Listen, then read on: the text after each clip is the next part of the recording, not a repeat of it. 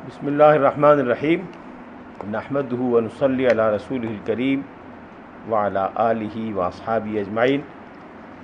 قابل احترام صدر جلسہ جناب ڈاکٹر ظفر اسحاق انصاری، محترم جناب ڈاکٹر احسن زمان سربراہ ادارہ تحقیقات اسلامی، محترم جناب امیر البحر افتخار احمد سروہی، برادران محترم، خواہران مکرم، آج کی گفتگو کا عنوان جیسا کہ آپ نے سماعت فرمایا، چند نامور سیرت نگار اور ان کی کتابوں کے امتیازی خصائص۔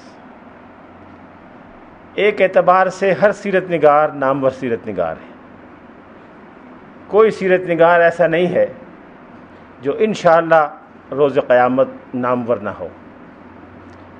اس لیے نامور سیرت نگاروں کا تعین ناممکن ہے۔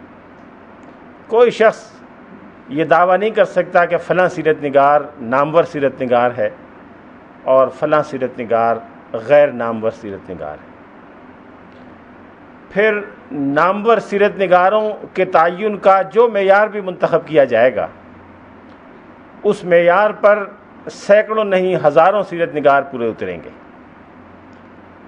اور کسی شخص کے لیے یہ ممکن نہیں کہ ایک مختصر محفل میں نامور سیرت نگاروں کی فہرست بھی بیان کر سکے۔ چند روز قبل میں نے عرض کیا تھا کہ ایک ایرانی محقق نے سیرت کی کتابیات تیار کی ہے جو 12 جلدوں میں ہے اور جس میں 29,000 سے زائد اندراجات ہیں۔ ان 29,000 اندراجات میں سے اگر 29 اندراج بھی منتخب کیے جائیں، ہر اندراج پر 10 منٹ بھی بات کی جائے تو 290 منٹ درکار۔ اس لیے خاصے غور و خوض کے بعد، اور آج پورا دن میں یہی کام کرتا رہا، مختلف فہرستیں بنائیں پھر کاٹیں، اس لیے کہ یہ تعین کرنا بڑا دشوار تھا کہ کس سیرت نگار کا انتخاب کیا جائے اور کس سیرت نگار کے کام پر ذرا تفصیل سے روشنی ڈالی جائے۔ پھر یہ خیال ہوا کہ انتخاب کرنے میں پہلی ترجیح ان بزرگان دین کو حاصل ہے جنہوں نے فن سیرت کو ہمارے لیے مرتب کیا، محفوظ کیا، اور اس کو اتنے مضبوط علمی اور سائنٹیفک بنیادوں پر استوار کیا کہ بعد میں آنے والوں کے لیے ایک شاہراہ تحقیق ہمیشہ کے لیے قائم کرتی۔ نامور سیرت نگاروں میں کچھ وہ ہیں جن کا تعلق ہمارے بر صغیر سے ہے، ان میں سے چند کا تذکرہ بر صغیر کے عنوان سے جب گفتگو ہوگی تو پیش کیا جائے گا۔ کچھ نامور سیرت نگار وہ ہیں جن کا تعلق دور جدید سے ہے، ان کا تذکرہ دور جدید کے عنوان سے گفتگو میں سامنے آئے گا۔ اس لیے آج کی گفتگو محدود ہے ان متقدمین تک جن کا تذکرہ پہلے نہیں ہو سکا، اور ان کا کام اس درجے کا ہے کہ انہوں نے آنے والوں کے لیے بنیادیں متعین کی، راستے کے نشانات وضع کیے، اس فن کے قواعد، ضوابط اور بنیادی اصول طے کیے، جن سے کام لے کر بعد میں آنے والوں نے سیرت کے عنوان پر یہ پورا کتب خانہ تیار کیا، جس کی ایک کتابیات کی فہرست 29,000 سے زائد اندراجات پر مشتمل ہے۔ برادران محترم، سیرت کی تقریباً تمام ابتدائی کتابوں کی بنیاد محققین کی رائے کے مطابق 4 بڑی شخصیتوں کے کام پر قائم ہے۔ یہ 4 بڑی شخصیتیں وہ ہیں جنہوں نے سیرت نگاری کے ابتدائی دور میں 2 صدی ہجری تقریباً پوری اور 3 صدی ہجری کا ابتدائی حصہ، انہوں نے سیرت نگاری کے فن کو پایہ تکمیل تک پہنچایا۔ اس کی ابتدائی تدوین اتنے مضبوط خطوط پر کر دی کہ پھر آئندہ آنے والوں کے لیے ان خطوط سے صرف نظر کرنا ممکن نہیں رہا۔ یہ شخصیتیں 4 ہیں۔ ابن اسحاق کا تذکرہ ہو چکا ہے۔ ابن اسحاق کے بارے میں نے عرض کیا تھا کہ ان کو علم سیرت سے وہی نسبت ہے جو حکیم ارسطا طالیس کو علم منطق سے، امام شافعی کو علم اصول فقہ سے، اور خلیل ابن احمد فراہیدی کو علم عروض سے ہے۔ ابن اسحاق سے پہلے فن سیرت موجود تھا۔ ہم دیکھ چکے ہیں عروہ ابن زبیر اور موسیٰ ابن عقبہ اور امام زہری کے کارنامے، یہ سارا مواد دستیاب تھا، لیکن ابن اسحاق نے اس کو اس طرح مضبوط خطوط پر قائم کیا، اس انداز سے مرتب کیا کہ بعد میں آنے والا ہر شخص ابن اسحاق کا ممنون احسان ہے۔ ابن اسحاق کے علاوہ جو 3 نام نمایاں ترین ہیں وہ واقدی، ابن سعد اور ابن ہشام کے ہیں، اس لیے گفتگو کا آغاز انہی 3 سے کرتے ہیں۔ لیکن ان 3 یا ان 4 کے ناموں کا تذکرہ کرنے کے یہ معنی نہیں ہے کہ ان 3 یا 4 کے علاوہ ابتدائی 2 صدیوں میں سیرت پر کام کرنے والے لوگ بہت محدود تھے۔ کوئی 2 درجن 3 درجن کے نام تو گزشتہ 4 دن کی گفتگو میں آ چکے ہیں۔ خود مغربی مصنفین اور محققین نے اس کثرت تعداد کو محسوس کیا ہے اور ان لوگوں کی ایک فہرست مرتب کی ہے جنہوں نے سیرت پر ابتدائی کام کیا۔ وسٹن فیلڈ ایک جرمن محقق اور مستشرق ہے، اس نے عرب میں علم تاریخ کے آغاز اور ارتقاء پر ایک کتاب لکھی تھی، کم و بیش 125 سال پہلے۔ اس کتاب میں اس نے بہت سے نام تلاش اور جستجو سے جمع کیے، اور اس کی تحقیق کے مطابق ابن اسحاق سے پہلے 27 افراد تھے جنہوں نے سیرت پر مواد جمع کیا۔ ڈاکٹر حمید اللہ رحمۃ اللہ علیہ نے ان 27 میں مزید اضافے کیے ہیں، اور اب یہ تعداد تقریباً 40 ہے۔ ان 40 میں 4 صحابہ کرام بھی شامل ہیں۔ یہ وہ صحابہ کرام ہیں جنہوں نے تحریری ذخائر سیرت پر اور مغازی پر مرتب کیے تھے۔ اس لیے ہم اس فن پر بات کر رہے ہیں جس کے مرتبین میں حضور علیہ الصلوۃ والسلام کے صحابہ کرام کا اس میں گرامی آتا ہے۔ سیرت کے فن کو جس نے 4 چاند لگا دیے، جس نے مغازی پر وہ ساری معلومات جمع کر کے ہمارے سامنے پیش کر دیں کہ آج غزوہ بدر و احد اور حنین اور حوازن اس طرح ہمارے سامنے ہیں جیسے کسی کے سامنے فلم دکھا دی گئی ہو۔ یہ کارنامہ جس بزرگ کا ہے ان کا نام محمد ابن عمر الواقدی تھا۔ محمد ابن عمر الواقدی سیرت نگاروں میں بڑا نمایاں نام رکھتے ہیں، اور جو بات کل ابن اسحاق کے حوالے سے عرض کی گئی تھی وہ واقدی پر بھی بدرجہ اتم صادق آتی۔ ابن اسحاق سے کہیں زیادہ واقدی کے بارے میں یہ اختلاف رہا ہے کہ ان کے بیانات کی دینی حیثیت کیا ہے، تاریخی حیثیت میں کبھی شبہ نہیں ہوا۔ ابن اسحاق کی طرح واقدی کے بارے میں بھی یہ تأمل بہت سے محدثین نے ظاہر کیا کہ وہ تمام روایات کو جمع کر کے پھر اس کو ایک مرتب نقشے کی شکل میں پیش کرتے ہیں، اور محدثین کے لیے یہ تعین دشوار ہو جاتا ہے کہ اس پوری حکایت میں کون سا لفظ کس راوی نے بیان کیا ہے، اور ان اجزاء کا الگ الگ علمی سطح یا معیار مقرر کرنا ممکن نہیں رہتا۔ یہ ایک بڑا اعتراض ہے جو محدثین نے بہت سے لوگوں پر کیا اور واقدی پر بھی کیا۔ لیکن واقدی نے کس محبت، کس عقیدت اور کس محنت اور اہتمام سے سیرت کے واقعات کو جمع کیا، ان میں سے چند جھلکیاں میں آپ کے سامنے پیش کرنا چاہتا ہوں۔ خطیب بغدادی جو خود ایک بڑے محدث ہیں اور علم حدیث کے ائمہ میں ان کا شمار ہے، علوم حدیث پر ان کی کتابیں بہت اونچا مقام رکھتی ہیں، انہوں نے واقدی کے بارے میں لکھا ہے کہ انہوں نے مشرق سے لے کر مغرب تک دنیا اسلام کے لوگوں سے کسب فیض کیا۔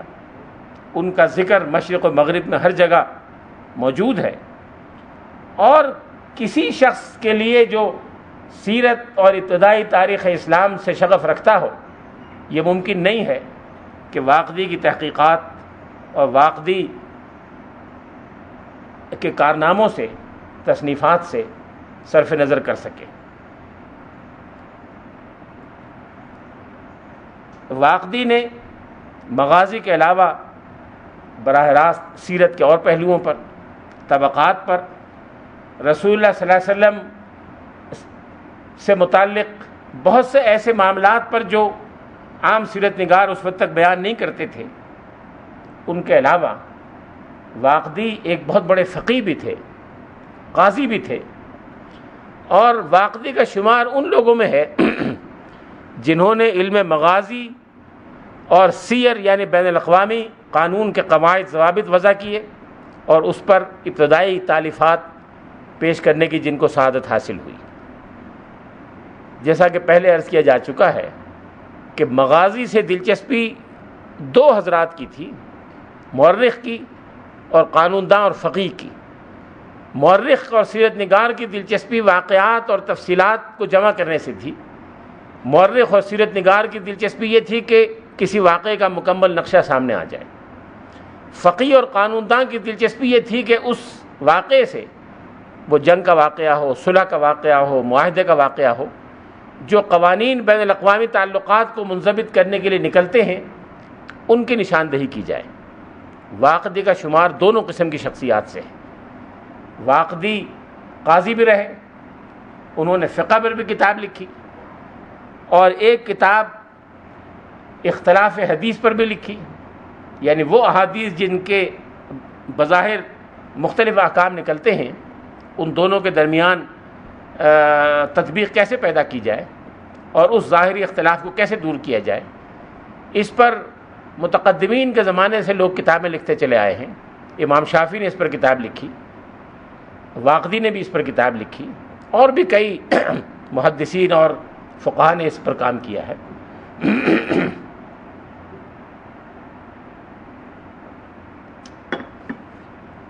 واقدی کا سیرت پر جو کارنامہ ہے اس سے تو بہت سے لوگ واقف ہیں۔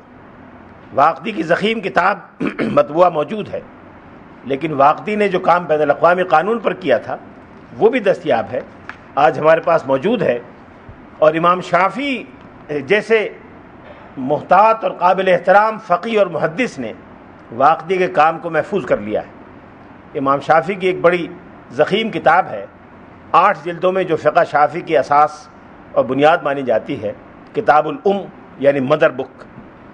ان 8 جلدوں میں سے چوتھی جلد میں امام شافعی نے سیر الواقدی کے نام سے ایک کتاب بیان کی ہے، جو واقدی کی سیر کا وہ حصہ ہے جس پر امام شافعی نے کوئی تبصرہ یا کمنٹ کرنا چاہا۔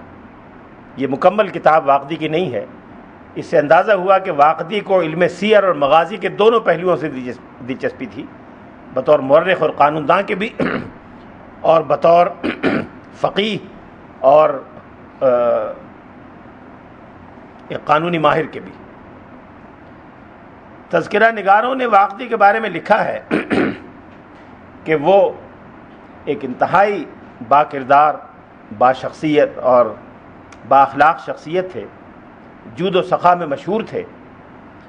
جود و سخا کے واقعات کئی لوگوں نے بیان کیے ہیں۔ ایک واقعہ شاید لوگوں کی دلچسپی کا ہو۔ واقدی نے اپنے اقتصادی ضروریات کی تکمیل کے لیے کوئی چھوٹا سا کاروبار کر رکھا تھا جو ان کے ملازمین کیا کرتے تھے۔ ایک دکان تھی مدینہ منورہ میں غالباً، اس میں ان کا ملازم بیٹھتا تھا، جو لا کے دے دیا کرتا تھا وہ لے لیا کرتے تھے، اور اس کا بیشتر حصہ کتابوں پر اور بقیہ علمی ضروریات پر خرچ کرتے تھے۔ 2 ملازم خاص اس کام کے لیے رکھے ہوئے تھے جو دن رات ان کے لیے چیزیں نقل کرتے رہے، مسودے نقل کرتے رہے، اس کو بہتر بناتے رہے۔ ان کا یہی کام تھا۔ پیسے ختم ہو جاتے تھے، ضروریات پوری نہیں ہوتی تھیں۔ ایک مرتبہ رمضان کا مہینہ تھا، عید الفطر قریب آنے والی تھی۔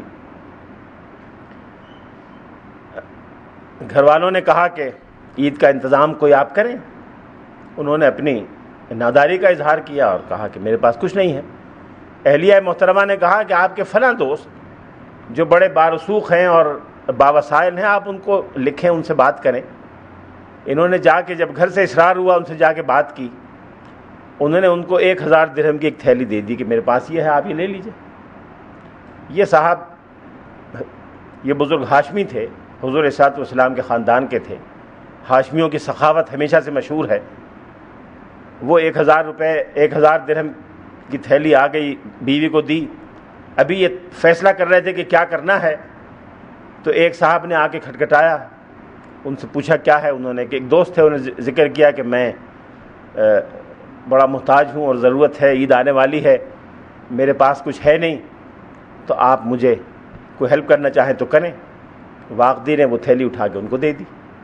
وہ تھیلی لے کر چلے گئے. تھوڑی دیر میں واقدی کے ہاشمی دوست واقدی کے پاس آئے اور کہا کہ بھئی کیا قصہ ہے, وہ جو تھیلی میں نے آپ کو دی تھی وہ کہاں گئی؟ کہنے لگے نہیں میں ضروریات میں خرچ کروں گا. انہوں نے کہا نہیں صحیح بتاؤ کہ کہاں گئی. انہوں نے کہا میرے فلاں دوست آئے تھے, میں نے ان کو دے دی. تو ہاشمی دوست نے کہا کہ میرے پاس سوائے اس تھیلی کے کچھ نہیں تھا. جب آپ کو وہ تھیلی دے دی تو میں نے ان دوست سے کہا کہ آپ مجھے کچھ دے دیں, انہوں نے وہ تھیلی میرے یہاں بھیج دی. اب وہی تھیلی تھی میں نے آپ کو دی تھی. تو تینوں چاروں دوست ایک جگہ جمع ہوئے اور آپس میں اس تفریح پر اظہار خیال کر رہے تھے. ان ہاشمی دوست کا بلاوا آیا وزیر اعظم کی طرف سے. وزیر اعظم کو اطلاع ملی کہ واقدی کے یہاں ہیں. انہوں نے کہا سب کو لے آؤ. چاروں کو لے گئے. تو جب چاروں پہنچے بتایا کیا معاملہ ہے, تو وزیر اعظم کو بتایا. وزیر اعظم نے 1000 کی تھیلی ان سب کو تحفے میں دے دی اور واقدی کو کہا کہ آپ 2000 لے لیں, اس لیے کہ آپ کی بیگم نے یہ مشورہ دیا تھا کہ یہ ہاشمی کو دے دیں. تو جو خاتون اپنی ضروریات قربان کر دے ایک ہاشمی حضور کے خاندان کے آدمی کے لیے, وہ اس کی مستحق ہے کہ اس کو بھی 1000 روپے کی تھیلی پیش کی جائے. اس سے اندازہ ہوگا کہ وہ کس مزاج اور کس انداز کے آدمی تھے. مغازی اور حضور علیہ الصلوۃ والسلام کی سیرت کے بارے میں تمام مورخین اور سیرت نگاروں نے تسلیم کیا ہے کہ مغازی کے بارے میں ان سے زیادہ جاننے والا کوئی اور آدمی اس وقت موجود نہیں تھا. ایک مشہور مورخ اور ادیب ہے جس نے طبقات پر ایک کتاب لکھی ہے, طبقات شعراء پر, محمد بن سلام الجمحی.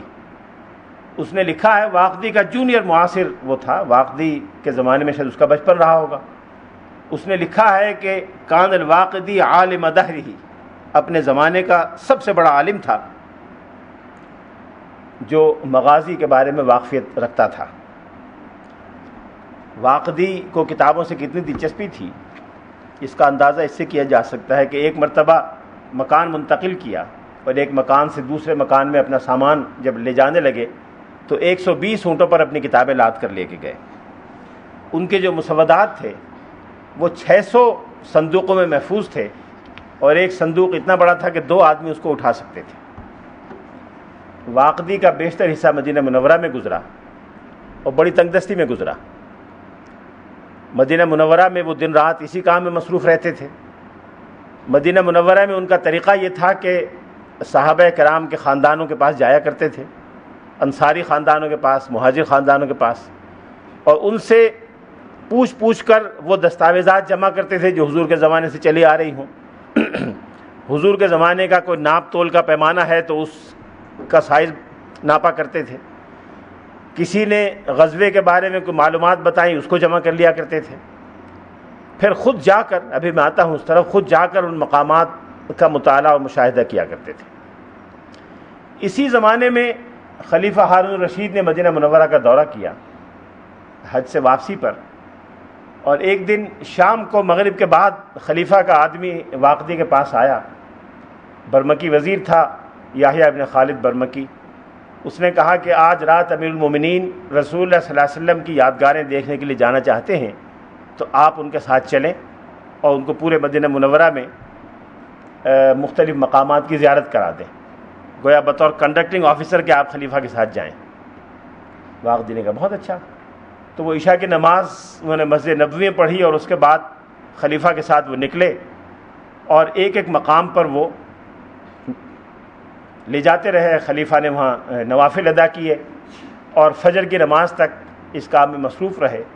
فجر کی نماز کے بعد واقدی نماز پڑھ کے گھر آ گئے, اور گھر ابھی آئے ہوئے تھوڑی دیر ہوئی تھی کہ وزیر کا آدمی ان کے پاس آیا کہ آپ کو وزیر اعظم نے بلایا ہے, یحییٰ ابن خالد برمکی نے بلایا ہے. یحییٰ ابن خالد نے واقدی سے کہا کہ امیر المومنین جب سے نماز سے فارغ ہوئے ہیں مسلسل رو رہے ہیں. ان امیر المومنین لم یزل باقیا, امیر المومنین اس وقت سے رو رہے ہیں, آپ کے بہت شکر گزار ہیں, اور انہوں نے یہ 10,000 درہم آپ کے لیے بھیجے ہیں۔ انہوں نے 10,000 درہم قبول کر لیے اور جو قرضہ چلا آ رہا تھا وہ سارا ادا کیا، کچھ ضروریات کی تکمیل کی، کتابیں خرید لی، اور چند مہینوں میں وہ رقم ختم ہو گئی۔ پھر ضرورت پڑی اور بہت پریشانی جب ہوئی تو بیگم نے کہا کہ آپ کا خلیفہ سے بھی تعارف ہے، وزیر اعظم بھی آپ کو جانتا ہے، آپ جائیں بغداد، ذرا جا کے وہاں پتہ لگائیں، کہیں ان سے کوئی فائدہ اٹھائیں۔ انہوں نے کہا بہت اچھا، عورتیں تنگ کرتی ہیں ہمیشہ۔ یہ بیچارے اپنی تحقیق اور کتابیں چھوڑ کر بغداد کے لیے روانہ ہو گئے۔ اب بغداد جانے کے لیے بھی پیسے چاہیے، بغداد جانے کے لیے پیسہ نہیں تھا۔ جس کس طرح ہوا بصرے تک پہنچ گئے، بصرہ پہنچنے کے بعد پیسے ختم ہو گئے۔ اتفاق سے وہاں فوجیوں کا کوئی کنوائے جا رہا تھا جس کو بغداد پہنچنے کی ہدایت کی گئی تھی۔ وہ کشتی میں بصرہ سے روانہ ہوئے۔ انہوں نے پوچھا چچا آپ کون ہیں، کیوں ٹھہرے ہوئے ہیں؟ انہوں نے کہا بھائی بغداد جانا ہے، پیسے نہیں۔ انہوں نے کہا ہمارے ساتھ سوار ہو جائیے۔ انہوں نے واقدی کو اپنے ساتھ سوار کر لیا۔ واقدی ان کے ساتھ کشتی میں روانہ ہو گئے۔ خود بیان کرتے ہیں کہ خدا کی قسم انہوں نے میری اتنی خدمت کی کہ کوئی اپنے باپ کی بھی نہیں کرتا۔ ان کو لے گئے، کھلایا پلایا، خدمت کی، اور بغداد میں جہاں ٹھہرے ہوئے تھے وہاں ان کو ٹھہرا لیا۔ اب یہ بتانا نہیں چاہتے تھے کہ میں کس ضرورت سے آیا ہوں، یہ وزیر اعظم سے ملنا ہے، اس سے مانگنا ہے، یہ انہوں نے بتانا عزت نفس کے خلاف سمجھا۔ مختلف عذر کرتے رہے کہ ابھی یہ کام ہے وہ کام ہے، لیکن وہاں رہتے رہے۔ اسی اثناء میں ظاہر ہے اتنا سفر کر کے آئے ہوں گے، کپڑے پرانے ہو گئے، میلے کچیلے ہو گئے۔ اب ایک دن وزیر اعظم کے وہاں پہنچے تو کسی نے جانے نہیں دیا۔ عام طور سے لوگوں کو تامل ہوتا ہے لباس دیکھ کر، حلیہ دیکھ کر۔ یہ روزانہ جاتے رہے، اتفاق پھر مایوس ہو کے واپس آ رہے تھے کہ نہیں واپس چلتے۔ مدینہ منورہ کے راستے میں ایک منزل پر ٹھہرے ہوئے تھے تو ایک ان کے دوست جو فقیہ تھے، عالم تھے، مدینہ منورہ کے قاضی مقرر ہو کے جا رہے تھے۔ انہوں نے کہا کہ آپ کیسے؟ پوری داستان بتایا، کہنے لگے چلیے میں آپ کی ملاقات کروا دیتا ہوں۔ وہ دوبارہ واپس آئے، اگلی منزل میں پہنچے، وزیر اعظم سے ملاقات کروا دی۔ وزیر اعظم بڑے خوش ہوئے اور چلتے ہوئے 500 درہم ان کو پیش کر دیے۔ یہ 500 درہم لے آئے، لا کے اپنے ساتھیوں کو دیے۔ وہ نوجوان بڑے پریشان تھے کہ ہم تو ڈھونڈ رہے تھے آپ کو کئی دن سے، آپ کہاں تھے؟ انہوں نے کچھ نہیں بتایا، پیسے دیے کہ یہ آپ لیجئے۔ اپنی حالت بہتر بنائی، اگلے دن پھر پہنچے، 4-5 دن رہے، اور جب بھی جاتے تھے روزانہ حکم تھا کہ مغرب کی نماز میرے ساتھ پڑھیں، کھانا میرے ساتھ کھائیں، اور چلتے ہوئے 500 درہم کی تھیلی یحییٰ ابن خالد ان کو دے دیا کرتا تھا۔ اس کے بعد پھر خلیفہ سے ان کی ملاقات کروائی، یاد دلایا کہ وہی بزرگ ہیں جنہوں نے آپ کا کنڈکٹنگ ٹور کروایا تھا۔ خلیفہ نے بہت بڑی رقم ان کو دے دی اور پھر یہ واپس آ گئے۔ یہ واقدی کا پس منظر ہے۔ واقدی نے ساری عمر لکھنے پڑھنے میں گزاری۔ ابن ندیب نے واقدی کی 28 کتابوں کا تذکرہ کیا ہے کہ واقدی نے 28 کتابیں لکھیں، جن میں قرآن، حدیث، فقہ، سیرت اور تاریخ، ان سب موضوعات پر کتابیں شامل ہیں۔ واقدی نے بڑے بڑے اساتذہ سے کسب فیض کیا، جس میں امام مالک اور معمر ابن راشد بھی شامل ہیں۔ معمر ابن راشد وہی بزرگ ہیں جن کا پہلے تذکرہ ہو چکا ہے۔ امام سفیان ثوری بھی ان کے اساتذہ میں ہیں۔ اور ایک خاص بات ہمارے بر صغیر کے لوگوں کے لیے خوشی اور فخر کی یہ ہے کہ ہمارے سندھ کے ایک بزرگ تھے، ابو معاشر نجیح السندھی، جو بڑے سیرت نگار تھے اور سیرت نگاری کی تاریخ میں ان کا نام آتا ہے۔ وہ بھی واقدی کے اساتذہ میں شامل تھے۔ سندھ سے جا کر وہ مدینہ منورہ بس گئے تھے، پھر مدینہ منورہ کے بعد بغداد میں رہے اور وہاں واقدی نے ان سے کسب فیض کیا۔ واقدی کا طریقہ یہ تھا کہ صحابہ کرام کے خاندان میں جایا کرتے تھے اور خاندان اور ان سے ملاقات کرنے کے بعد یہ پوچھتے تھے کہ کیا آپ کے خاندان میں کوئی ایسا شخص ہے جو حضور صلی اللہ علیہ وسلم کے مغازی کا علم رکھتا ہو؟ کیا کوئی ایسا شخص ہے جس کے آباء و اجداد میں کوئی شہید ہوا ہو؟ کیا کوئی ایسا شخص ہے جس نے حضور کے ساتھ کسی جنگ میں حصہ لیا ہو یا حضور نے اس کو کسی مہم پر بھیجا ہو؟ اور جب ایسا ہوتا تھا کہ فلاں خاندان میں کوئی شخص نکل آیا، اس سے پوچھتے تھے کہ وہ کس جگہ واقعہ ہوا تھا۔ وہاں جا کر اس جگہ کا مطالعہ کرتے تھے، مشاہدہ کرتے تھے، اور ان معلومات کو اس علاقے یا اس ٹوپوگرافی سے کمپیئر کرنے کی کوشش کرتے تھے تاکہ ایک مکمل تصویر اور نقشہ ان کے سامنے آ سکے۔ یہ بات واقدی کے تقریباً تمام تذکرہ نگاروں نے لکھی ہے کہ انہوں نے محض نظری طور پر معلومات جمع کرنے پہ اکتفا نہیں کیا، بلکہ ان مقامات کو دیکھنے کی کوشش کی اور ہر جگہ خود جا کر اس جگہ کا نقشہ، اس جگہ کی ٹوپوگرافی، اس جگہ جو بھی جغرافیائی چیزیں موجود تھیں ان سب کو ضبط تحریر میں لاتے تھے اور مکمل نقشہ اس جگہ کا ضبط تحریر میں لے آتے تھے۔ ایک صاحب بیان کرتے ہیں کہ میں نے ایک مرتبہ سخت گرمی کے موسم میں دیکھا کہ واقعی کے ایک ہاتھ میں کاغذات کا پلندہ ہے، ایک جیب میں قلم رکھے ہوئے ہیں اور پشت پر پانی کی ایک چھوٹی سی مشک ہے اور تیز تیز کہیں جا رہے ہیں۔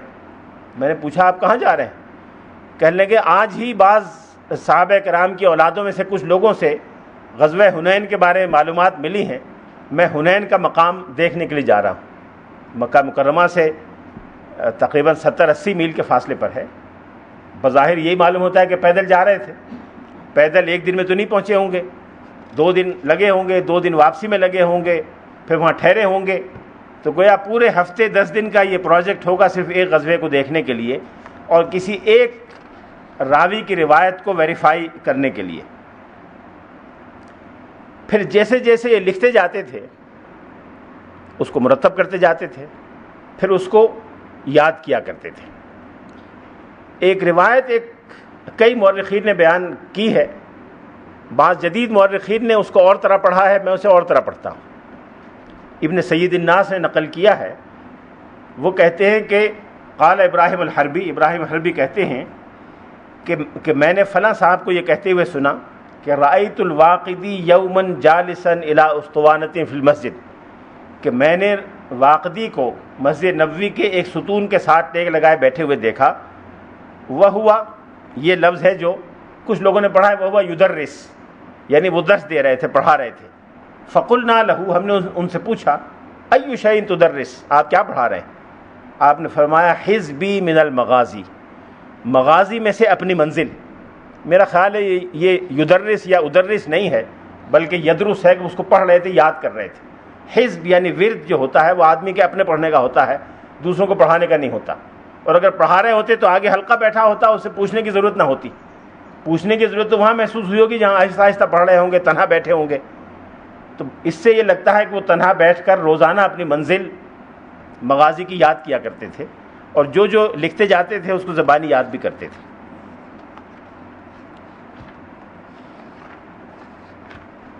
اس طرح سے واقدی نے کتاب المغازی کے نام سے ایک بہت مفصل اور مربوط کتاب تیار کی۔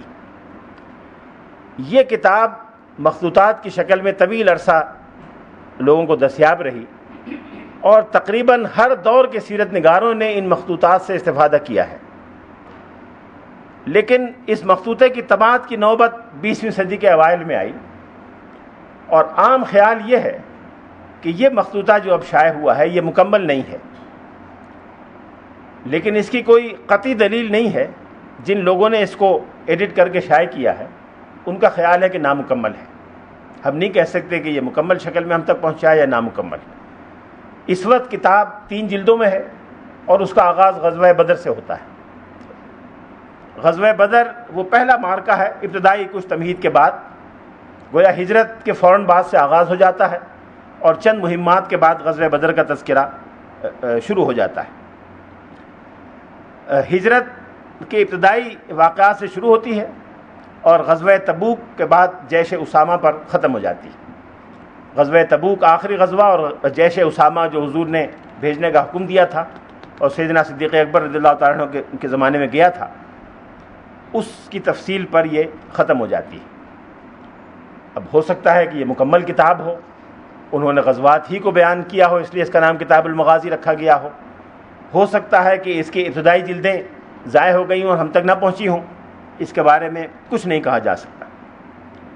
لیکن یہ کتاب اتنی ضخیم ہے کہ پوری کتاب کوئی 1100-1200 صفحات پر مشتمل ہے اور ایک ایک غزوے کے بارے میں جتنی تفصیل وہ دے سکتے ہیں اتنی تفصیل انہوں نے بیان کی ہے۔ غزوات کے ساتھ ساتھ بقیہ بے شمار تفاصیل اس کتاب میں موجود ہیں۔ عہد نبوی میں بین الاقوامی تعلقات کی نوعیت کیا تھی، مختلف قبائل سے جو معاہدات ہوئے اس کا پس منظر کیا تھا، اگر کسی قبیلے نے کسی 2 قبیلوں کے درمیان ثالثی کرائی اس کی تفصیل، اگر کوئی جنگ بندی کا معاہدہ ہوا اس کا تذکرہ ہے، جا بجا اس کے اشارے ملتے ہیں کہ رسول اللہ صلی اللہ علیہ وسلم نے حربی اور عسکری امور کے بارے میں سراغ رسانی کا شعبہ قائم کیا تھا، وہ کیسے کام کرتا تھا۔ رسول اللہ صلی اللہ علیہ وسلم جب بھی کسی غزوے کے لیے تشریف لے گئے تو پہلے مکمل معلومات آپ نے جمع فرمائیں۔ بعض صحابہ کرام کے بارے میں صراحت ہے کہ ان کو اس کام کے لیے بھیجا گیا، کچھ لوگوں کے نام نہیں ہے لیکن یہ ہے کہ حضور نے اپنے سراغ رساں بھیجے، بعض جگہ اطلاع نہیں ہوئی کہ سراغ رساں بھیجے گئے۔ پھر اس کا ذکر ملتا ہے کہ رسول اللہ صلی اللہ علیہ وسلم نے فوجوں کی تربیت کیسے کی، ان کی پریڈ اور قواعد کیسے ہوتی تھی۔ پھر بعض دستے پیٹرولنگ کے لیے مقرر کیے جاتے تھے کہ وہ گشت لگاتے رہیں اور خطرات کی نشاندہی کرتے رہیں۔ اس کے ساتھ ساتھ رسول اللہ صلی اللہ علیہ وسلم نے، جس کو آج کل کاؤنٹر انٹیلیجنس کہتے ہیں، اس کا بھی انتظام فرمایا۔ اپنے لیے معلومات جمع کرنے کے ساتھ ساتھ دشمن کے بارے میں بھی معلومات جمع کی جائیں اور دشمن کو ہمارے بارے میں معلومات جمع کرنے سے روکا جائے۔ یہ پوری تفصیلات واقدی کے یہاں بہت تفصیل سے ملتی ہیں۔ اب واقدی کا جو ہمارے نزدیک یا جو مورخ کے نزدیک، تاریخ کے طالب علم کے نزدیک جو خوبی ہے، وہ محدثین کے نزدیک قابل اعتراض بات ہے۔ اب مثال کے طور پر جب رسول اللہ صلی اللہ علیہ وسلم کی ہجرت کا واقعہ بیان کرتے ہیں تو پورا مکمل ایک نقشہ سامنے آ جاتا ہے، اور تقریباً 25 راویوں کے نام دے کے لکھا ہے کہ فَكُلٌّ حَدَّثَنِي مِنْ هَذَا بِطَائِفَةٍ، ان میں سے ہر ایک نے اس واقعے کا ایک حصہ مجھ سے بیان کیا ہے۔ وَبَعْضُهُمْ أَوْعَى بِحَدِيثِهِ مِنْ بَعْضٍ، بعض لوگ جو حصہ بیان کرتے تھے ان کو بہت اچھی طرح یاد تھا، بعض لوگوں کو اچھی طرح یاد نہیں تھا۔ وَغَيْرُهُمْ قَدْ حَدَّثَنِي أَيْضًا، ان کے علاوہ بھی بہت سے حضرات نے یہ واقعات بیان کیے ہیں۔ فَكَتَبْتُ كُلَّ الَّذِي حَدَّثُونِي، جو جس شخص نے بیان کیا میں نے سب قلم بند کر لیا۔ فَقَالُوا، انہوں نے یہ کہا۔ اس کے بعد پھر پورا ہجرت کا واقعہ تفصیل کے ساتھ انہوں نے بیان کیا کہ رسول اللہ صلی اللہ علیہ وسلم کس تاریخ کو کس وقت مدینہ منورہ میں قدم رنجا ہوئے، کس وقت کس دن یہ واقعہ پیش آیا۔ خاص طور پہ واقدی نے تاریخوں کا تعین کرنے کا بڑا اہتمام کیا ہے، کون سا واقعہ کس دن کس تاریخ کو پیش آیا، غزوات و سرایا کون سے کس وقت حضور گھر سے نکلے، کس تاریخ کو نکلے، صبح میں نکلے کہ رات کو نکلے، ظہر کے وقت نکلے کہ عصر کے وقت نکلے، نماز پڑھ کر مدینہ سے روانہ ہوئی یا پہلی منزل پر جا کے نماز ادا فرمائی۔ اس طرح کی جزوی تفصیلات کا واقدی نے بڑا اہتمام کیا ہے۔ واقدی نے پہلے ایک خلاصہ دیا ہے تمام غزوات کا شروع کے 8 صفحات میں، جس میں 27 غزوات اور 47 سرایا کا ذکر کیا ہے، یعنی 27 مہمات وہ تھیں جس میں رسول اللہ صلی اللہ علیہ وسلم نے براہ راست قیادت فرمائی، اور 47 دستے وہ تھے جو حضور علیہ الصلوۃ والسلام نے مختلف صحابہ کرام کی سرکردگی میں بھیجے، اور 3 مرتبہ حضور نے عمرہ فرمایا۔ اس میں واقدی کی ایک رائے ہے جس سے بہت سے محدثین اتفاق کرتے ہیں اور بعض محدثین اختلاف کرتے ہیں، لیکن اکثر محدثین اور سیرت نگاروں کے نزدیک رسول اللہ صلی اللہ علیہ وسلم نے 3 عمرے فرمائے۔ غزوہ بدر کا بیان واقدی کی کتاب کے 153 صفحات پہ پھیلا ہوا ہے، اس سے زیادہ مفصل بیان سیرت کی کسی بھی کتاب میں نہیں۔ کسی بھی کتاب میں، کسی بھی حدیث یا سیرت کی کتاب میں 4 5 10 صفحے سے زیادہ غزوہ بدر کا بیان نہیں، لیکن واقدی نے چونکہ پوری زندگی لگائی اور جو جو معلومات ہو سکتی تھی وہ ساری جمع کی۔ کفار مکہ کی طرف سے کون کون لڑنے کے لیے آیا، کون کون شخص مرا، کون کس کے ہاتھوں قتل ہوا، اس میں کوئی اختلاف ہے کہ نہیں ہے، صحابہ میں سے کون کون لوگ شہید ہوئے، مکمل فہرست اصحاب بدر کی موجود ہے، قبیلے کے حساب سے فلاں قبیلے کے فلاں لوگ، فلاں قبیلے کے فلاں لوگ، فلاں قبیلے کے فلاں لوگ، اسلحہ کون کون سا تھا، گھوڑے کتنے تھے اور کس کے تھے، اونٹ کتنے تھے اور کس کے تھے، ہتھیار کس کس کے تھے، کون لے کر آیا تھا کون نہیں لے کے آیا تھا، اور یہ سب کچھ بہت منطقی ترتیب کے ساتھ ایک لاجیکل انداز میں۔ غالباً اگر کوئی آدمی وہاں رویداد نویس بیٹھا ہوتا تو شاید اتنی تفصیل اور ترتیب کے ساتھ نہ لکھ سکتا جتنا واقدی نے 150 سال کے بعد ان واقعات کو جمع کیا۔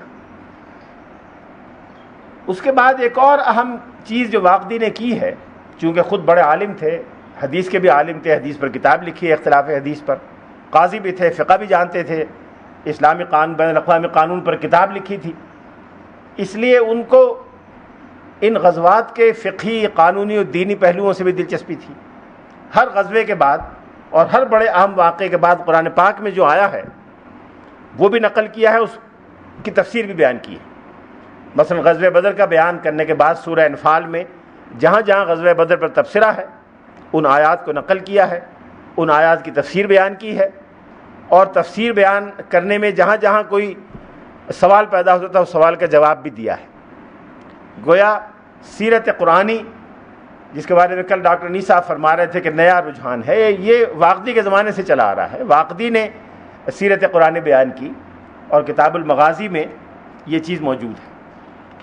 پھر ہر جنگ کے بعد، ہر غزوے کے بعد اس کے شرکاء کا جس حد تک معلومات ہو سکتی تھی ان سب کے نام دے دیے۔ واقدی کا انداز خالص مورخانہ ہے، ایک منطقی اور لاجیکل انداز سے معاملات اور تفصیلات کو بیان کیا ہے۔ پہلے ماخذ اور حوالہ جات بیان کرتے ہیں، ان سب لوگوں کے نام بتاتے ہیں، پھر واقعے کو بیان کرتے ہیں، پھر تاریخ اور محل وقوع کی تفصیل بیان کرتے ہیں، اور پھر جو متعلقہ معلومات ہیں کہ اس دستے کا سربراہ کون تھا، اگر رسول اللہ صلی اللہ علیہ وسلم خود سربراہی فرما رہے تھے تو جانشینی کے لیے مدینے میں کس کو چھوڑ کے گئے تھے، مسلمانوں کا شعار یعنی پاس ورڈ کیا تھا۔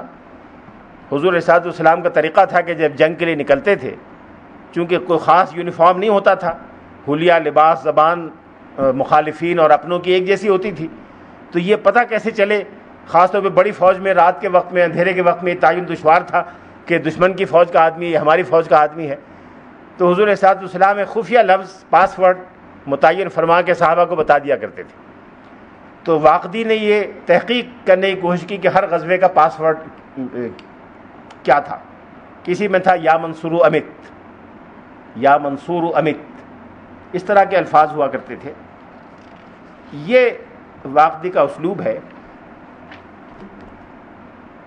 واقدی نے جو تفصیلات دی ہیں یا جو واقعات بیان کیے ہیں ان میں اور دیگر سیرت نگاروں کے واقعات میں اس اعتبار سے کوئی فرق نہیں ہے کہ واقعے کا جو بنیادی حصہ ہے، غزوہ بدر کے جو اصل حقائق ہیں مثال کے طور پر، ان میں اور ابن اسحاق میں یا ان میں اور دیگر محدثین کے بیان کردہ واقعات میں کوئی بنیادی فرق نہیں ہے۔ رسول اللہ صلی اللہ علیہ وسلم مدینہ منورہ سے تشریف لے گئے، 313 صحابہ ساتھ تھے۔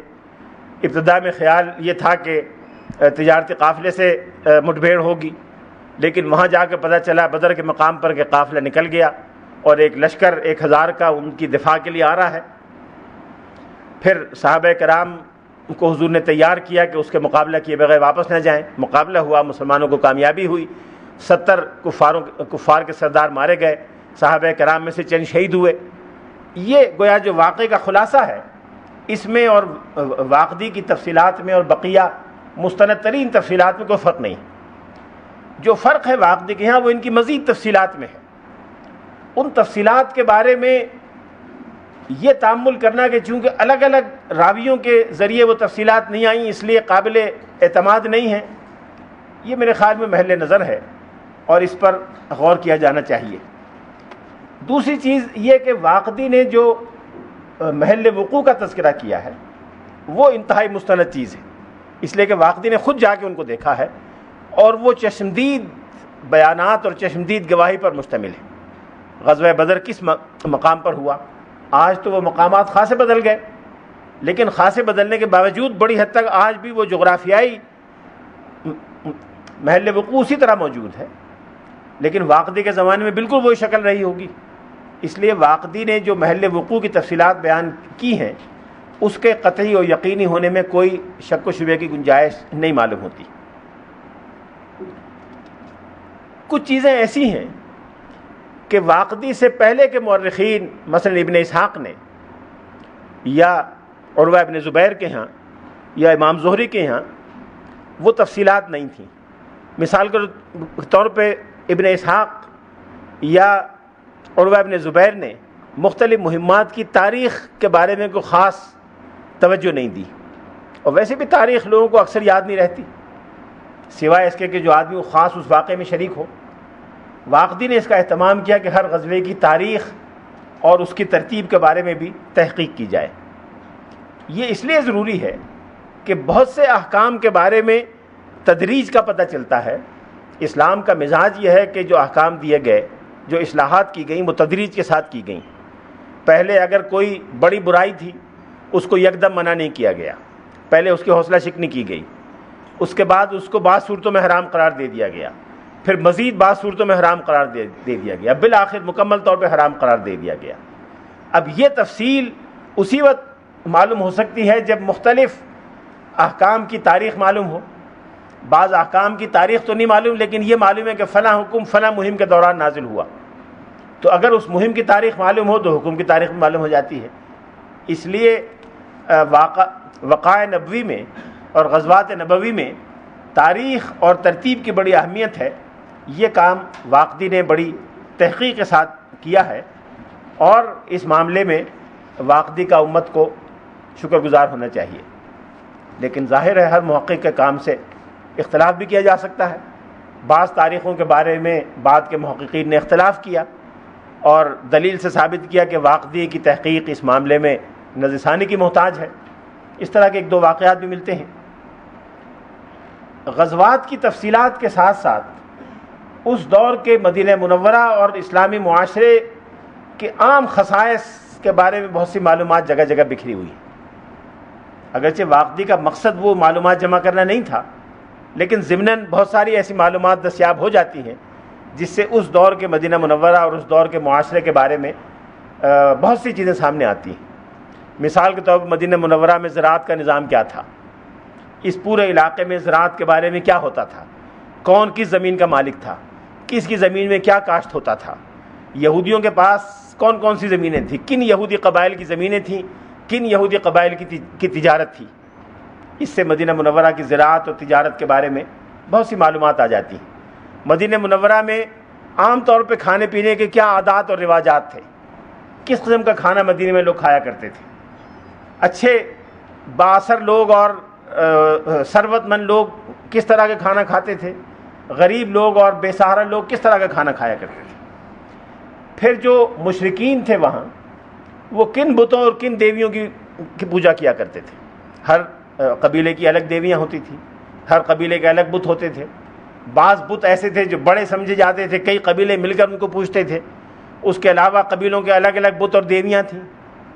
یہ معلومات کو خاص اہمیت نہیں رکھتی، لیکن تاریخی دلچسپی کی خاطر واقدی نے ان معلومات کو بھی محفوظ کیا ہے. پھر جو عام معاشرتی زندگی ہے، تمدنی ثقافتی امور ہیں، ان میں سے کئی چیزوں کے بارے میں واقدی کے یہاں اشارے ملتے ہیں. اس زمانے میں تجارتی کاروان کیسے جایا کرتے تھے، قافلے کیسے جاتے تھے. ظاہر ہے عرب سے لوگ دور دور قافلے لے کے جایا کرتے تھے. رحلت الشتاء والصیف کا ذکر تو قرآن میں بھی ہے. شام تک تجارتی قافلے جایا کرتے تھے، یمن جایا کرتے تھے. یہ قافلہ کیسے جاتا تھا؟ جب لاکھوں روپے کا سامان لے کے جائیں گے تو اس کی حفاظت کا بندوبست کیا ہوا کرتا تھا. اس کے لیے اسی طرح کا جو واقدی نے تفصیلات دی ہیں اس سے اندازہ ہوتا ہے کہ جیسے آج کل ٹور آپریٹرز ہوتے ہیں، اسی طرح کے ٹور آپریٹرز کے انداز کے لوگ ہوا کرتے تھے، جو بڑے پیمانے پر اونٹ اپنے پاس رکھتے تھے. ان کے ملازمین ہوا کرتے تھے، ان کے پاس راستہ بتانے والے لوگ ہوتے تھے، سپلائیز کا سامان وہ ساتھ بھیجا کرتے تھے، پانی کا انتظام ساتھ کرتے تھے، اور قافلے والوں سے، سفر کرنے والوں سے پیشگی معاوضہ لے کر منزل پر پہنچا دیا کرتے تھے. یہ تفصیلات جو بکھری ہوئی ہیں پوری کتاب میں، ان کو جمع کیا جائے تو یہ اندازہ ہوتا ہے کہ یہ اس زمانے میں طریقہ کار رائج تھا. واقدی نے جو معلومات جمع کی ہیں اس کے بارے میں محدثین کے تحفظات اور ملاحظات کے باوجود عام طور پر سیرت نگاروں نے اور مورخین نے واقدی کی تفصیلات کو قبول کیا ہے. ایک مغربی مورخ نے لکھا ہے کہ واقدی نے جو کچھ بھی بیان کیا ہے سیرت اور غزوات کے بارے میں، اس کے بیشتر حصے کی تائید حدیثی کتابوں سے ہو جاتی ہے. حتیٰ کہ مسند امام احمد میں بہت سی ایسی احادیث ہیں جو واقدی کے ان بیانات کی تائید کرتی ہیں جن کی عام کتب حدیث سے تائید نہیں ہوتی.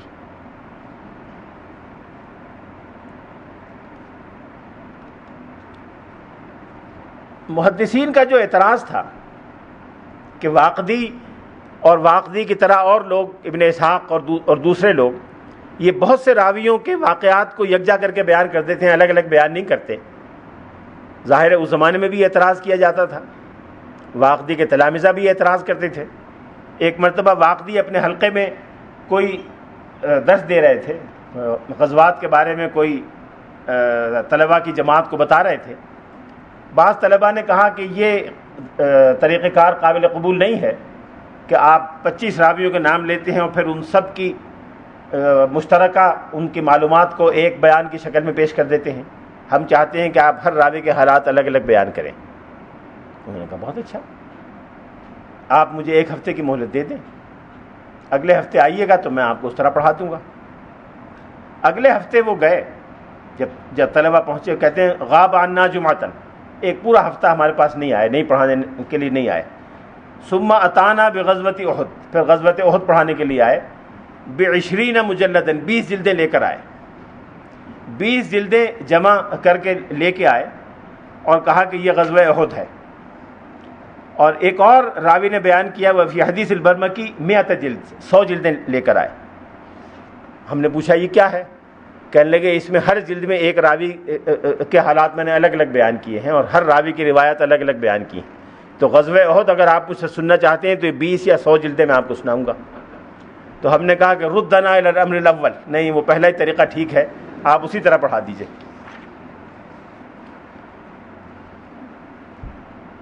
ہمارے ہاں بہت سے لوگ محدثین کے تحفظات کو بیان کرنے میں بے احتیاطی کرتے ہیں۔ محدثین کے تحفظات اپنی جگہ ہیں، سر آنکھوں پر ہیں، محدثین نے واقدی کے بارے میں بھی تحفظات کیے ہیں، لیکن اس کے یہ معنی نہیں ہے کہ محدثین واقدی کے تمام ذخیرہ معلومات کو بالکل ناقابل اعتماد سمجھتے تھے، ایسا نہیں ہے۔ خود امام مالک نے بعض جگہ واقدی کے بارے میں تحفظ کا اظہار کیا ہے۔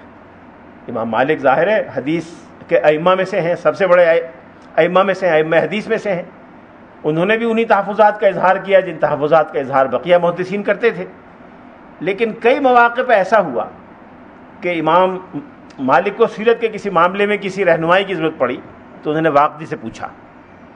ایک مرتبہ وہ پڑھا رہے تھے اور پڑھاتے پڑھاتے سوال پیدا ہوا کہ اگر کوئی جادوگر جادو کے زور سے کسی کو قتل کر دے تو اس کی سزا کیا ہونی چاہیے؟ یہ قانونی سوال ہے۔ اب زیر بحث یہ آیا کہ مشہور ہے کہ ایک یہودی عورت نے رسول اللہ صلی اللہ علیہ وسلم پر جادو کرنے کی کوشش کی تھی، تو اگر ایسا ہے واقعی کوشش کی تھی تو اس کا کیا ہوا؟ حضور نے اس کو کوئی سزا دی تھی کہ نہیں دی تھی؟ امام مالک نے کہا کہ اچھا میں اہل علم سے مشورہ کر کے بتاؤں گا۔ امام مالک نے واقدی کو خط لکھا، واقدی نے پورا جواب دیا تفصیلی، اور پھر امام مالک نے اپنے شاگردوں کو بتایا کہ سألت اہل العلم، کہ میں نے اہل علم سے پوچھا ہے، فاخبرونی انہ قتلھا، اور انہوں نے مجھے یہ بتایا ہے کہ رسول اللہ صلی اللہ علیہ وسلم نے اس عورت کو سزائے موت دی تھی۔ اس لیے جادوگر اگر کسی پر جادو کر کے اس کو نقصان پہنچانا چاہے تو اس کی سزائے موت ہو سکتی ہے۔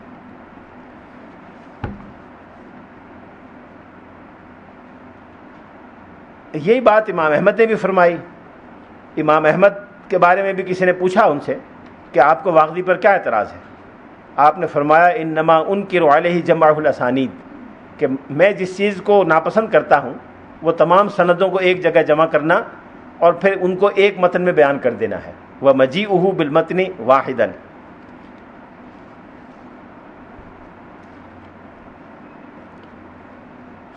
ایک اور بات ایک بہت بڑے آدمی نے کہی ہے، میں تو نہیں کہہ سکتا، ابن سید الناس نے کہی ہے اور ایک حد تک درست بھی ہے۔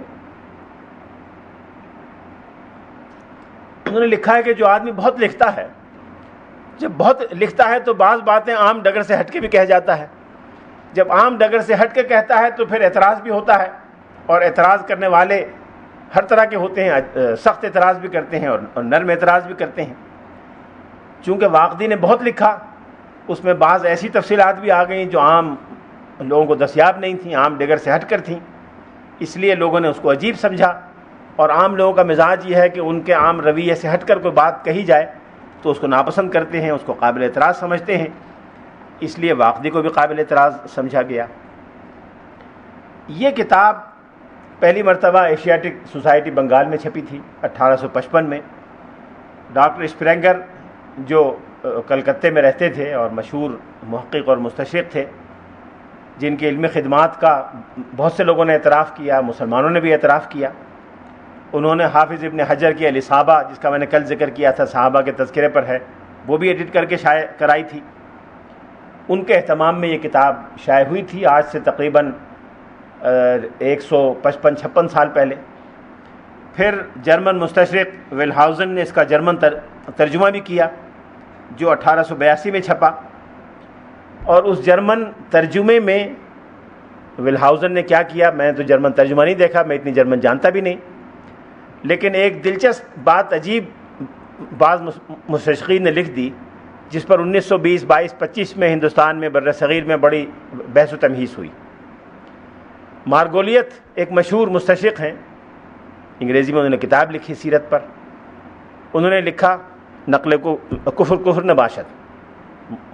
مارگولیت کی بات میں کہہ رہا ہوں.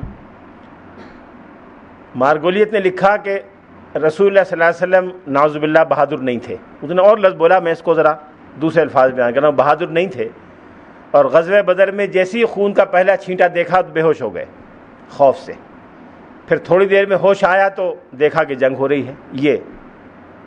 اب یہ بات تو کسی بھی سیرت نگار نے، کسی بھی جو شخص حضور کے قریب رہا ہو، سب بیان کرتے ہیں کہ حضور اشجع الناس تھے، سب سے زیادہ بہادر انسان تھے.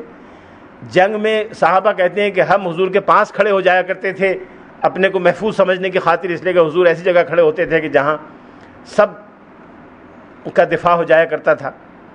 اور کئی مواقع پہ ایسا ہوا کہ رسول اللہ صلی اللہ علیہ وسلم تنہا دشمن کی خبر لینے چلے گئے. ایک زمانے مدینہ منورہ شدید خطرے کی زد میں تھا، صحابہ کرام رات کو پہرا دیا کرتے تھے. ایک مرتبہ رات کو اچانک شہر سے باہر سے شور کی آواز سنائی دی، تو لوگوں نے یہ سمجھا، پہرے داروں نے، کہ شاید کوئی حملہ ہو گیا.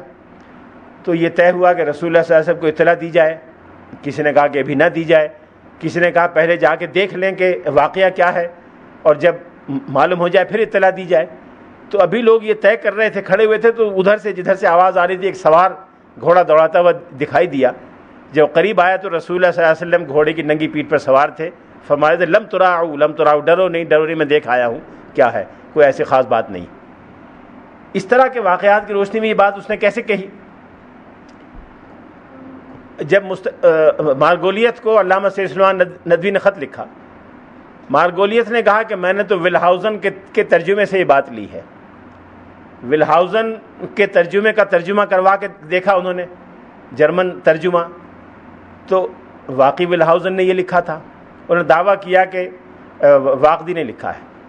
واقدی نے کیا لکھا ہے؟ واقدی نے وہی بات لکھی ہے جو عام سیرت نگار بیان کرتے ہیں، اور جس کا قرآن پاک میں بھی ذکر ہے. قرآن پاک میں یہ ذکر ہے کہ جب غزوہ بدر شروع ہونے والا تھا تو اخذکم النعاس، تم پر ایک نیند کا ایک ہلکا سا جھونکا آیا، اور اللہ تعالیٰ نے اپنے مدد اور نصرت کی تمہیں بشارت دے دی. ہوا یہ تھا کہ رسول اللہ صلی اللہ علیہ وسلم کے لیے صحابہ کرام کے مشورے سے ایک چھوٹی سی چٹان پر ایک چھپر بنایا گیا تھا، اور یہ کہا تھا کہ آپ اس چھپر پہ تشریف فرما ہوں. تو آپ اور حضرت ابوبکر صدیق اس چھپر پہ تشریف فرما تھے، اور فجر کی نماز کے بعد سے حضور وہاں دعا میں مصروف تھے، اور تمام رات فوجوں کی ترتیب میں مصروف رہے. فوجوں کو متعین کیا، ان کی صف بندی کی، اور صبح کے اس طرح سے ہوگا. پھر آپ نے فرمایا کہ جب تک میں حکم نہ دوں تم ہتھیار مت اٹھانا. اور یہ کہہ کے حضور اپنے عریش پر تشریف لے گئے، جو مسلم فوج کے پیچھے تھا، سامنے مسلمان فوج تھی. وہاں حضور مسلسل دعا میں مصروف رہے، اور ابھی سورج نکلنے والا تھا کہ حضور کو ہلکی سی اونگ آ گئی. فغشیہ النوم، یہ الفاظ ہیں واقدی کے، فغشیہ النوم، آپ کو نیند نے آ لیا. اور اسی اسنا میں کہ رسول اللہ صلی اللہ علیہ وسلم کو نیند کا ہلکا سا جھونکا آیا، کفار مکہ کے کچھ لوگوں نے تیر اندازی شروع کر دی، اور تیر اندازی کی تو بعض مسلمان زخمی ہوئے، خون نکلا. جب حضور کو اطلاع دی گئی کہ انہوں نے حملہ کر دیا ہے، مسلمانوں کا خون نکلا ہے، تو حضور ایک دم سے ففزع، ایک دم گھبرا کے حضور اٹھے. یہ عبارت ہے جس کا انہوں نے ترجمہ کیا، غشیہ النوم کا ترجمہ کیا کہ غشی آ گئی. اردو کا لفظ سنا ہوگا شاید کہ غشی آ گئی، اور فزع کے گھبرا کر اٹھے کا ترجمہ کیا کہ ڈر کر اٹھے. اب گویا یہ اس طرح کے ترجمے، ممکن ہے ویلہاؤزن کا سارا ترجمہ ایسا ہو، میں نہیں جانتا، لیکن واقدی کے اس ترجمے سے یہ غلط فہمی پیدا ہوئی، اور یہ بہت طویل عرصے تک بحث جاری رہی. واقدی کی کتاب کے کئی زبانوں میں ترجمے ہوئے ہیں. اردو ترجمہ بھی قدیم زمانے میں ہوا تھا اور شائع شدہ موجود ہے.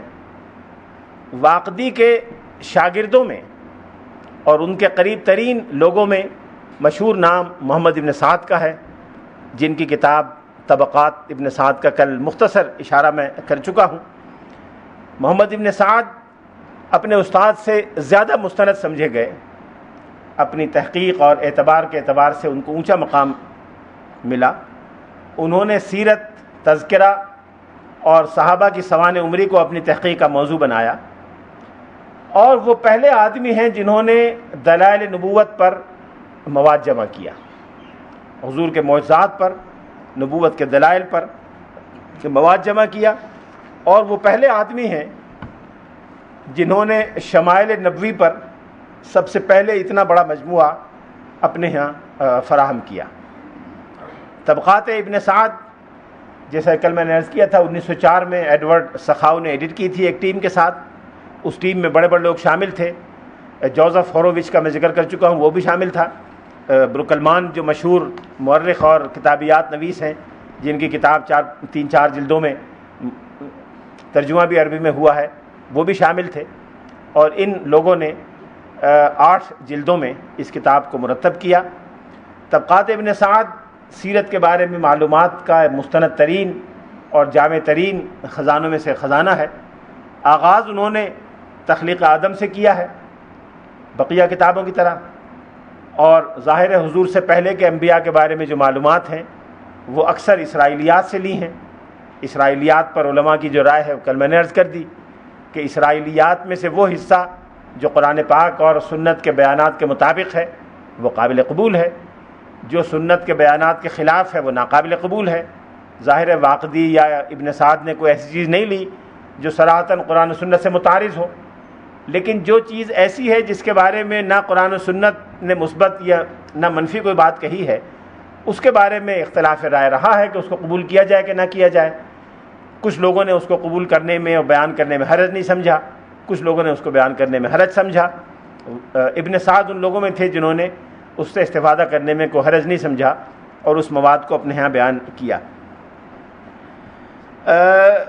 ابن سعد نے ایک بات کی طرف انڈائریکٹلی اشارہ کیا ہے، اور یہ اشارہ دوسرے سیرت نگاروں کے یہاں بھی ملتا ہے، اور یہ وہی بات ہے جو میں نے علامہ اقبال کے حوالے سے کہی تھی. وہ یہ کہتے ہیں کہ تمام انبیاء کی نبوت رسول اللہ صلی اللہ علیہ وسلم کی نبوت کی تمہید تھی، اس لیے نبوت خاتمی کو، ختم نبوت کو بیان کرنے کے لیے ضروری ہے کہ تمہیدی نبوتوں کا بیان بھی کیا جائے. تمہیدی نبوتوں کے بیان سے ختم نبوت کی عظمت اور حقیقت مکمل طور پہ سامنے آ سکتی ہے، اس لیے تمام انبیاء کی نبوت بیان کرنا ضروری ہے. یہی بات ہے جس کا خلاصہ ایک جملے میں علامہ اقبال نے کہا تھا، all previous prophets were Muhammad in the making. یہ جملہ علامہ اقبال کا ہے جو اسی بات کی وضاحت ہے. جی کیا فرمایا؟ All previous prophets were Muhammad in the making. All previous prophets were Muhammad in the making. Ibn Saad کے بارے میں ایک خاص بات یہ ہے کہ انہوں نے رسول اللہ صلی اللہ علیہ وسلم کے فرامین، وثائق اور احکام کا بڑا مجموعہ اپنی کتاب میں بیان کیا ہے. یہ مجموعہ دراصل ان کے استاد واقدی نے جمع کیا تھا، اور ان کا بیان ہے کہ میں نے اپنے استاد واقدی سے یہ فرامین لیے ہیں، اور واقدی نے جہاں جہاں سے ان کی نقل لی اصل کو پہلے دیکھ کر اصل سے نقل لی، اور یہ اصل فرامین سارے کے سارے واقدی نے خود دیکھے تھے اور جب ان کی نقلیں انہوں نے لی تھی.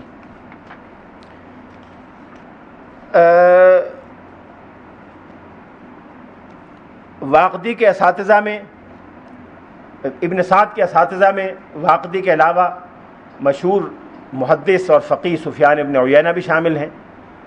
وکیع ابن الجراح جو امام بخاری کے استاد ہیں اور امام ابو حنیفہ کے تلامذہ میں سے ہیں وہ بھی شامل تھے. فضل ابن دکین جو مشہور محدث ہیں وہ بھی شامل تھے. سفیان ابن حرب یہ بھی شامل تھے. ابن سعد کو محدثین کی بڑی تعداد نے ثقہ اور حافظ قرار دیا ہے. بعض حضرات نے، بعض محدثین نے اس سے اختلاف بھی کیا ہے، لیکن خطیب بغدادی نے ان تمام محدثین کے اقوال الگ الگ جمع کر دیے ہیں جو ابن سعد کی تائید میں ہیں یا ابن سعد پر تنقید میں ہیں۔ لیکن متاخر دور کے دو بڑے محدثین خطیب بغدادی اور حافظ ابن حجر عسقلانی، یہ دونوں ابن سعد کو ثقہ اور قابل اعتماد مانتے ہیں۔ امام سخاوی جو متاخر دور کے بہت بڑے محدثین اور مورخین میں سے ہیں، انہوں نے بھی ابن سعد کی ثقاہت کی تعریف و تصدیق کی ہے۔ ابن سعد سیرت نگار اور مورخ ہونے کے ساتھ ساتھ فقیہ بھی تھے۔ ایک مرتبہ مامون نے کسی معاملے میں مشورے کے لیے 7 بڑے فقہا کو بلایا تھا۔ جن 7 بڑے فقہا کو بلایا گیا تھا ان میں ابن سعد بھی شامل تھے۔ ابن سعد فقیہ اور مورخ ہونے کے ساتھ ساتھ قراءت میں بھی درک رکھتے تھے، علم انصاب سے بھی ان کو واقفیت تھی، اور انصاب اس زمانے میں تاریخ کا ایک حصہ تھا۔ انصاب کو جانے بغیر تاریخ سے واقفیت بڑی دشوار ہوتی تھی۔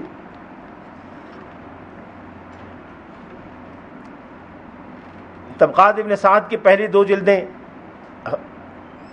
سیرت کے بارے میں ہیں، بقیہ جلدوں میں صحابہ کے حالات اور تابعین کے حالات بیان کیے ہیں۔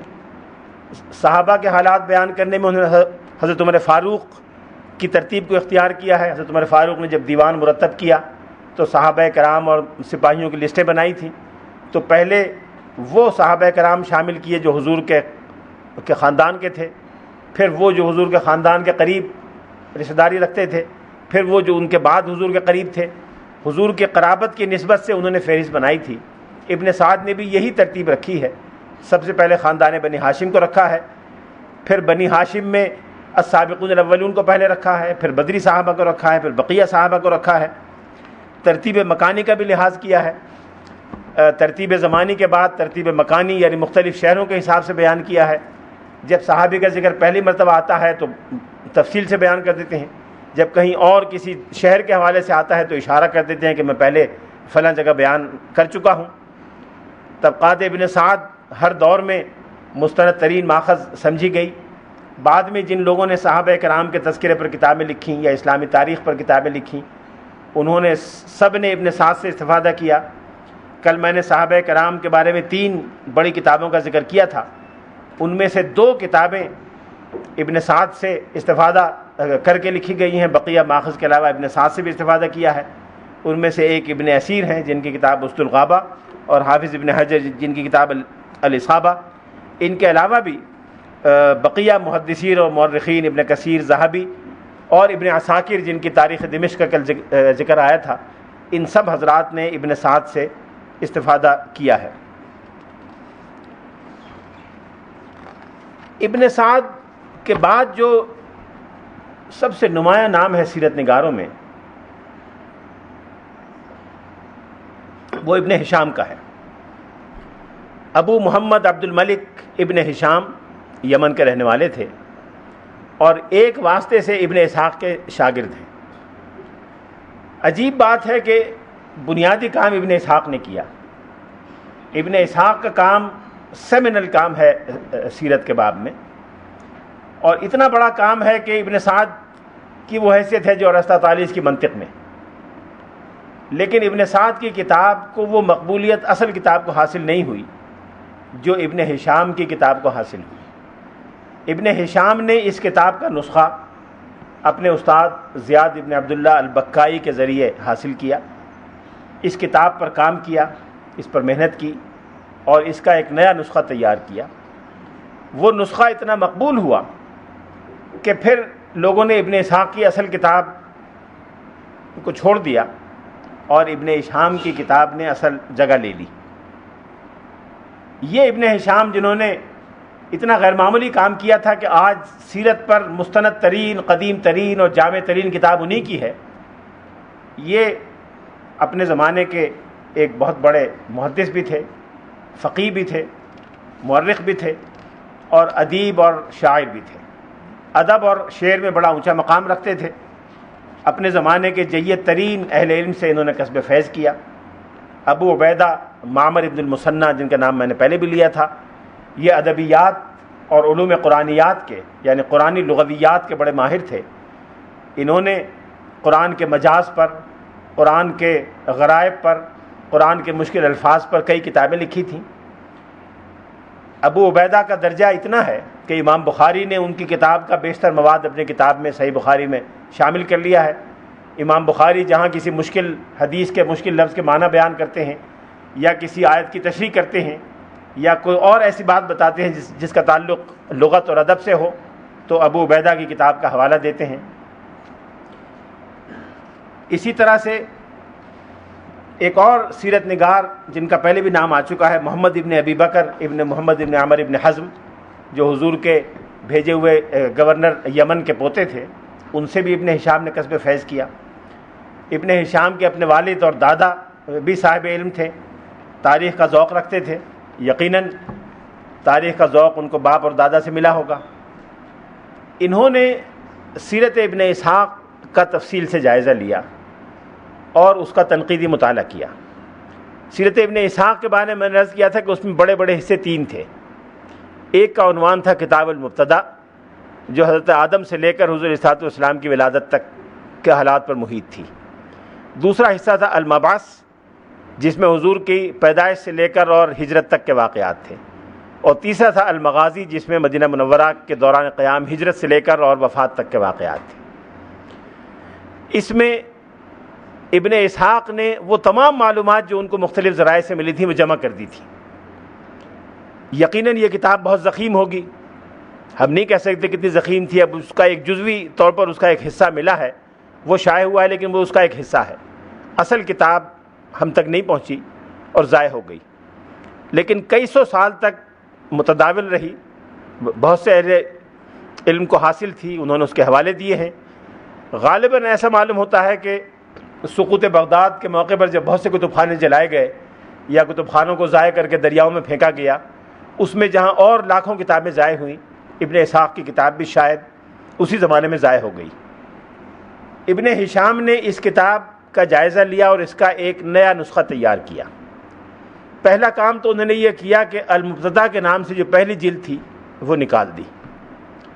ابن ہشام نے خود مقدمے میں لکھا ہے کہ ابن اسحاق نے بہت سی ایسی چیزیں بیان کر دی تھی جن کا تعلق براہ راست حضور کی سیرت پاک سے نہیں تھا۔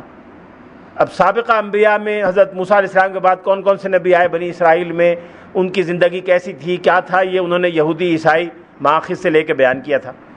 اس کا براہ راست حضور کی سیرت کو سمجھنے سے کوئی تعلق نہیں تھا۔ پھر یہ ساری اسرائیلیات تھیں جن کے مستند اور غیر مستند ہونے کے بارے میں ایک سوال بنیادی موجود اور ہمیشہ رہا ہے، اس لیے اس کو بیان کرنے کی ضرورت نہیں، انہوں نے حذف کر دیا۔ اختصار کے ساتھ ایک دو صفحے میں اس کا خلاصہ دے دیا کہ بقیہ انبیاء میں کون کون تھے۔ پھر حضرت ابراہیم علیہ السلام سے لے کر حضرت اسماعیل تک اور حضور کے جد امجد معاذ ابن عدنان تک کے چند صفحے میں تلخیص دے دی۔ اس لیے اس پوری جلد کو انہوں نے 6-8 صفحے میں ملخص کر کے اس کو نکال دیا۔ دوسرا کام ابن ہشام نے یہ کیا کہ ابن اسحاق نے جب معلومات جمع کی تو بہت سے اشعار اور قصائد بھی بیان کیے۔ یہ قصائد وہ تھے جو مختلف جنگوں اور معرکوں کے موقع پر مختلف شعراء نے لکھے تھے۔ میں نے بتایا تھا کہ ہر قبیلے کا ایک شاعر ہوتا تھا۔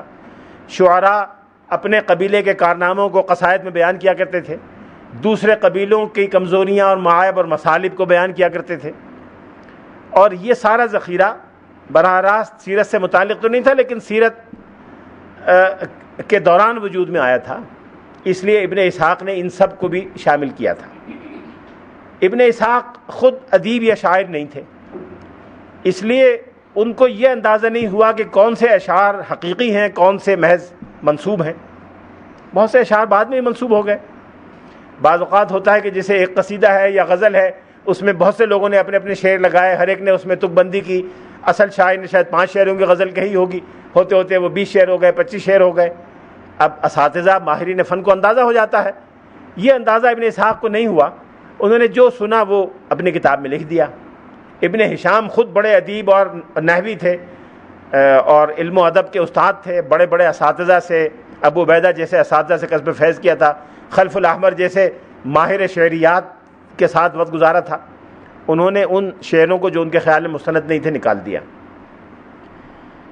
اس کے ساتھ ساتھ ابن ہشام نے ایک کام اور کیا کہ ایسے اشعار یا ایسے قصائد جن سے بعد میں چل کر کوئی بدمزگی پیدا ہو سکتی تھی وہ اشعار بھی نکال دیے۔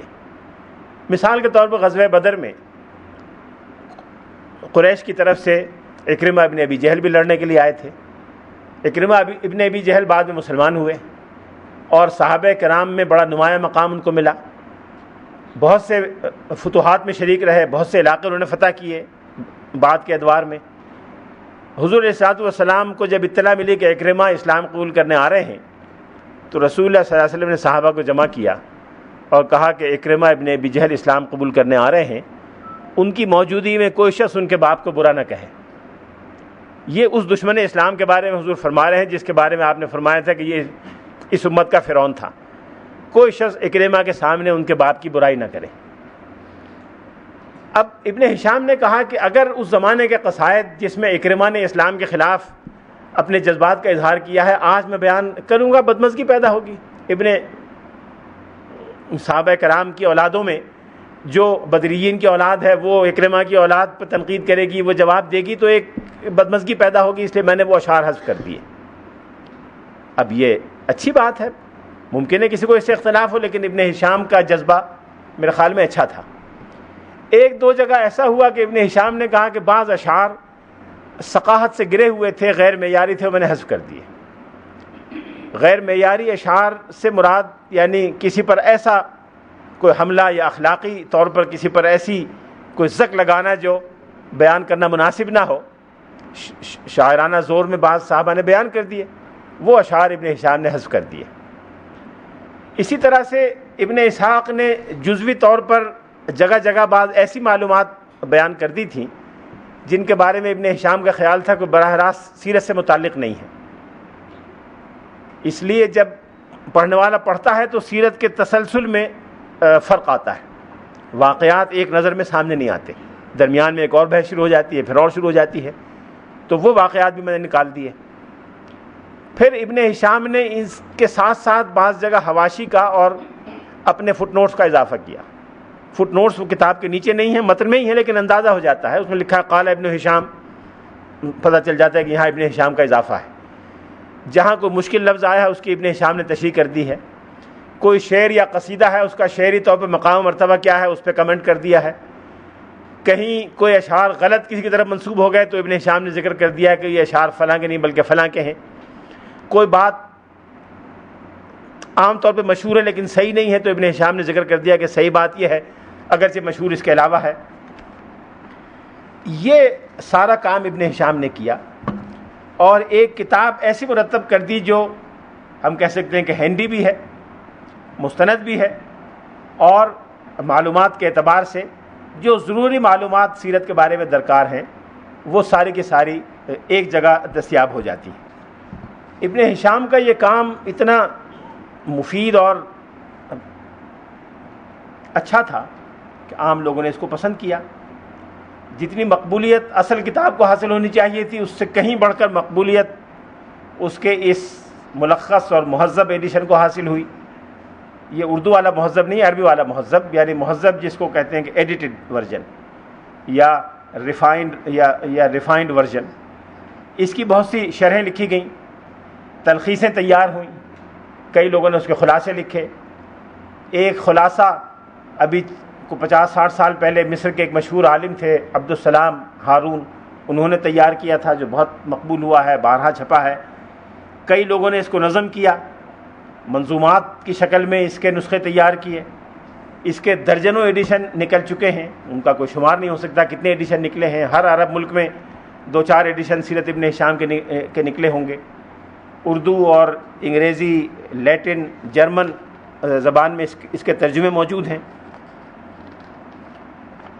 اور اردو زبان میں بھی 1 سے زائد تراجم سیرت ابن ہشام کے موجود ہیں۔ آج سیرت جو کچھ ہے اس کا بہت بڑا حصہ ابن ہشام کی اس کتاب کی شکل میں ہمارے سامنے ہے، جو دراصل ابن اسحاق کی ہے، لیکن ابن ہشام نے اس پر وہ کام کیا جو میں نے عرض کیا۔ سیرت پر ایک اور کتاب جو اس قابل ہے کہ اس کا تذکرہ کیا جائے، ویسے تو ہر کتاب اس قابل ہے کہ اس کا تذکرہ ہو، لیکن بعض خاص اوصاف کی وجہ سے یہ وہ کتاب ہے جو میں شاید پرسوں اشارہ کیا تھا اسپین میں تیار ہوئی، اسپین میں لکھی گئی، اور ایک ایسی شخصیت نے لکھی جو اپنی نوعیت کی منفرد شخصیت ہے اسلامی تاریخ میں۔ آپ نے سنا ہوگا کہ 4 فقہی مسالک تو مشہور اہل سنت کے ہیں، حنفی، شافعی، مالکی، حنبلی۔ ایک فقہ جعفری ہے شیعہ حضرات کا، ایک فقہ زیدی ہے جو شیعوں کی ایک اور شاخ ہے، ایک فقہ اباضی ہے جو خوارج کی ایک شاخ ہے، ایک 8ویں فقہ اور ہے جو عملاً اس وقت دنیا میں کہیں باقاعدہ سرکاری طور پہ موجود نہیں ہے، لیکن اکا دکا لوگ اس کے خیالات کا اظہار کرنے والے موجود ہیں۔ یہ فقہ ظاہری کہلاتی ہے۔ فقہ ظاہری دراصل داؤد ابن سلیمان ایک فقیہ تھے، 3 صدی ہجری میں، یہ ان سے منسوب ہے، اور ان کی فقہ کی بنیادی طور پر 2 قواعد پر ہے، 2 اصولوں پر ہے۔ ایک تو وہ قرآن پاک اور سنت کے ظاہری الفاظ کو لیتے ہیں اور اس کے کسی مجازی معنی کو قبول کرنے کے قائل نہیں ہیں۔ وہ کہتے ہیں قرآن پاک اور حدیث میں جو لفظ آیا ہے اس کا جو لٹرل ڈکشنری میننگ ہے اس کے حساب سے اس کا مفہوم بیان کیا جائے گا، اس کے علاوہ کوئی اور تعبیر قابل قبول نہیں ہوگی۔ دوسرے، وہ کسی قسم کی قیاس یا انالوجیکل ریزننگ کو قبول نہیں کرتے، جو لفظ حدیث میں آیا ہے یا قرآن میں آیا ہے جس طرح آیا ہے اس حد تک عمل کیا جائے گا، اور بقیہ کسی انسانی کاوش کو یا عقل یا فہم کو اس میں دخل دینے کی اجازت نہیں ہے۔ یہ مسلک ان کے زمانے میں خاصا مقبول ہوا، داؤد ابن سلیمان ظاہری کے زمانے میں، لیکن چونکہ ان کے تلامذہ کی کوئی خاص بڑی تعداد نہیں تھی، انہوں نے خود کوئی کتاب نہیں لکھی، اس لیے یہ مسلک زیادہ مقبول نہیں ہوا۔ داؤد ابن سلیمان ظاہری کے انتقال کے کوئی 150-200 سال بعد اسپین میں ایک صاحب علم پیدا ہوئے، ابو محمد علی ابن احمد ابن حزم، علی ابن احمد ابن حزم، لیکن ابن حزم کے نام سے مشہور ہے۔ ابو محمد کنیت ہے، ابن حزم ان کا مشہور نام ہے۔ یہ قرطبہ کے رہنے والے تھے، قرطبہ میں پیدا ہوئے، 4 صدی ہجری کے اواخر کی پیدائش ہے، 5ویں صدی ہجری کے وسط میں ان کا انتقال ہوا۔ یہ کئی اعتبار سے انتہائی غیر معمولی انسان تھے۔ حافظے کے اعتبار سے شاید دنیا اسلام کی تاریخ میں چند جو ممیز ترین لوگ ہوئے ان میں سے ایک بتائے جاتے ہیں۔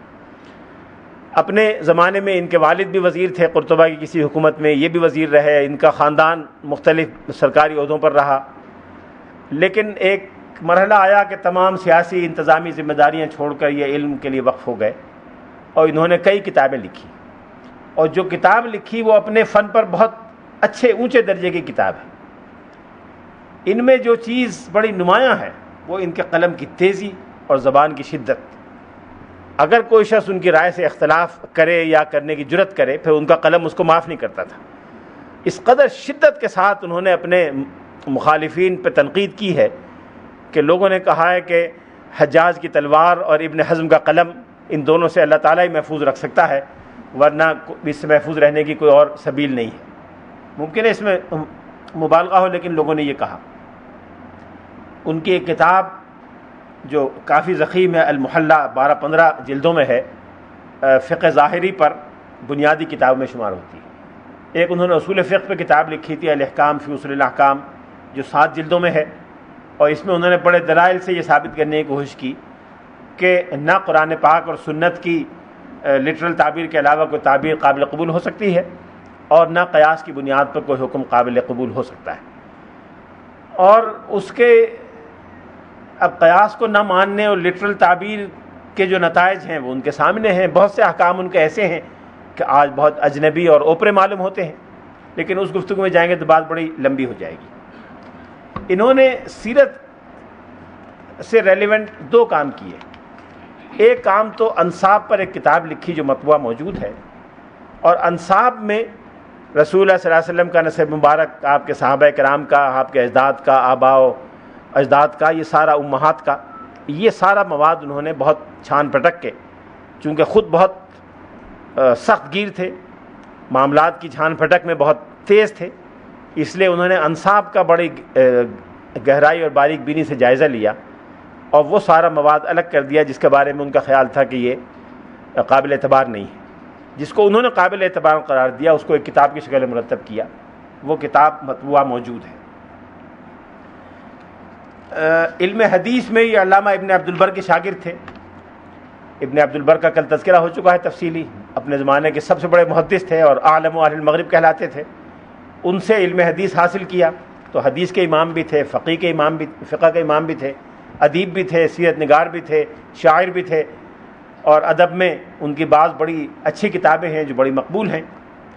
اس کتاب میں اس کے ساتھ ساتھ انہوں نے جوامع السیرہ کے نام سے ایک کتاب لکھی، اور سیرت پر جتنی کتابیں ان کے زمانے میں دستیاب اور متداول تھیں ان کو جمع کر کے ان کی ایک تلخیص ایسی جمع کی کہ جس سے سیرت کا ایک انتہائی ستھرا اور پاکیزہ اور منقح نقشہ ہمارے سامنے آ جاتا ہے۔ کتاب مختصر ہے، ایک جلد میں ہے، غالباً 300-350 صفحے کی شد ہو یا ممکن ہے اس سے بھی کم ہو۔ یہ کتاب دنیا مغرب میں لکھی جانے والی سیرت کی 2-3 اہم کتابوں میں سے ہے۔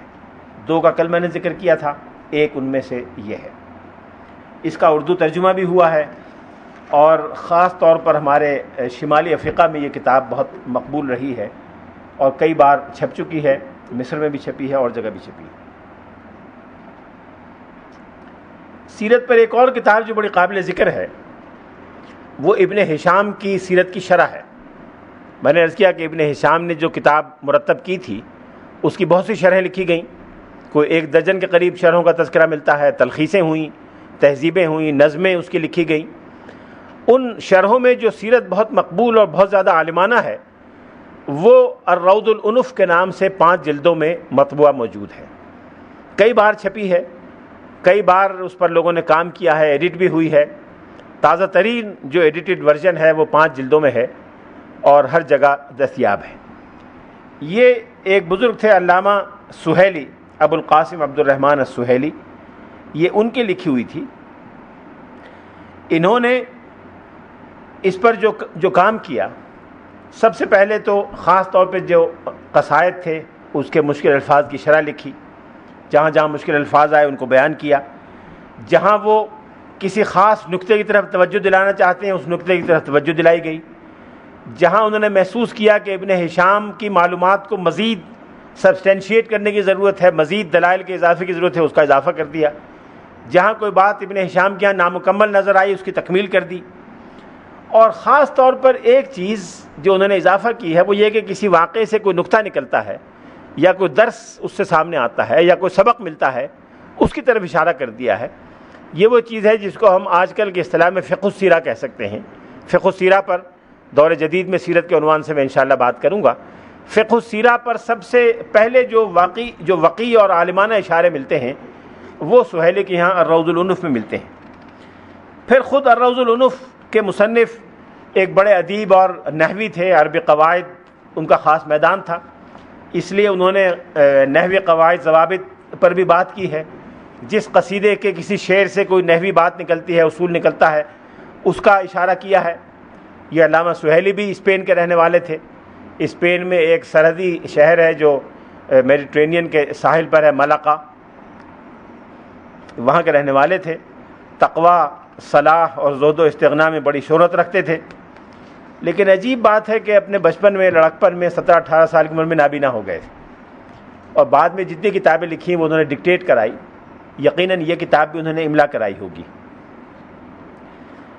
یہ کتاب اس اعتبار سے بڑی مفید ہے کہ ابن ہشام کے کیے ہوئے کام کی اس سے تکمیل ہو جاتی ہے، اور ابن ہشام نے جہاں جہاں کوئی ایسی چیز بیان کی تھی جس کی مزید وضاحت کی ضرورت تھی یا کوئی ایسی مغلق چیز تھی جس کی شرح درکار تھی تو وہ علامہ سہیلی نے بیان کر دی ہے، اور ابن ہشام کی اس کتاب کو سمجھنا بہت آسان کر دیا ہے۔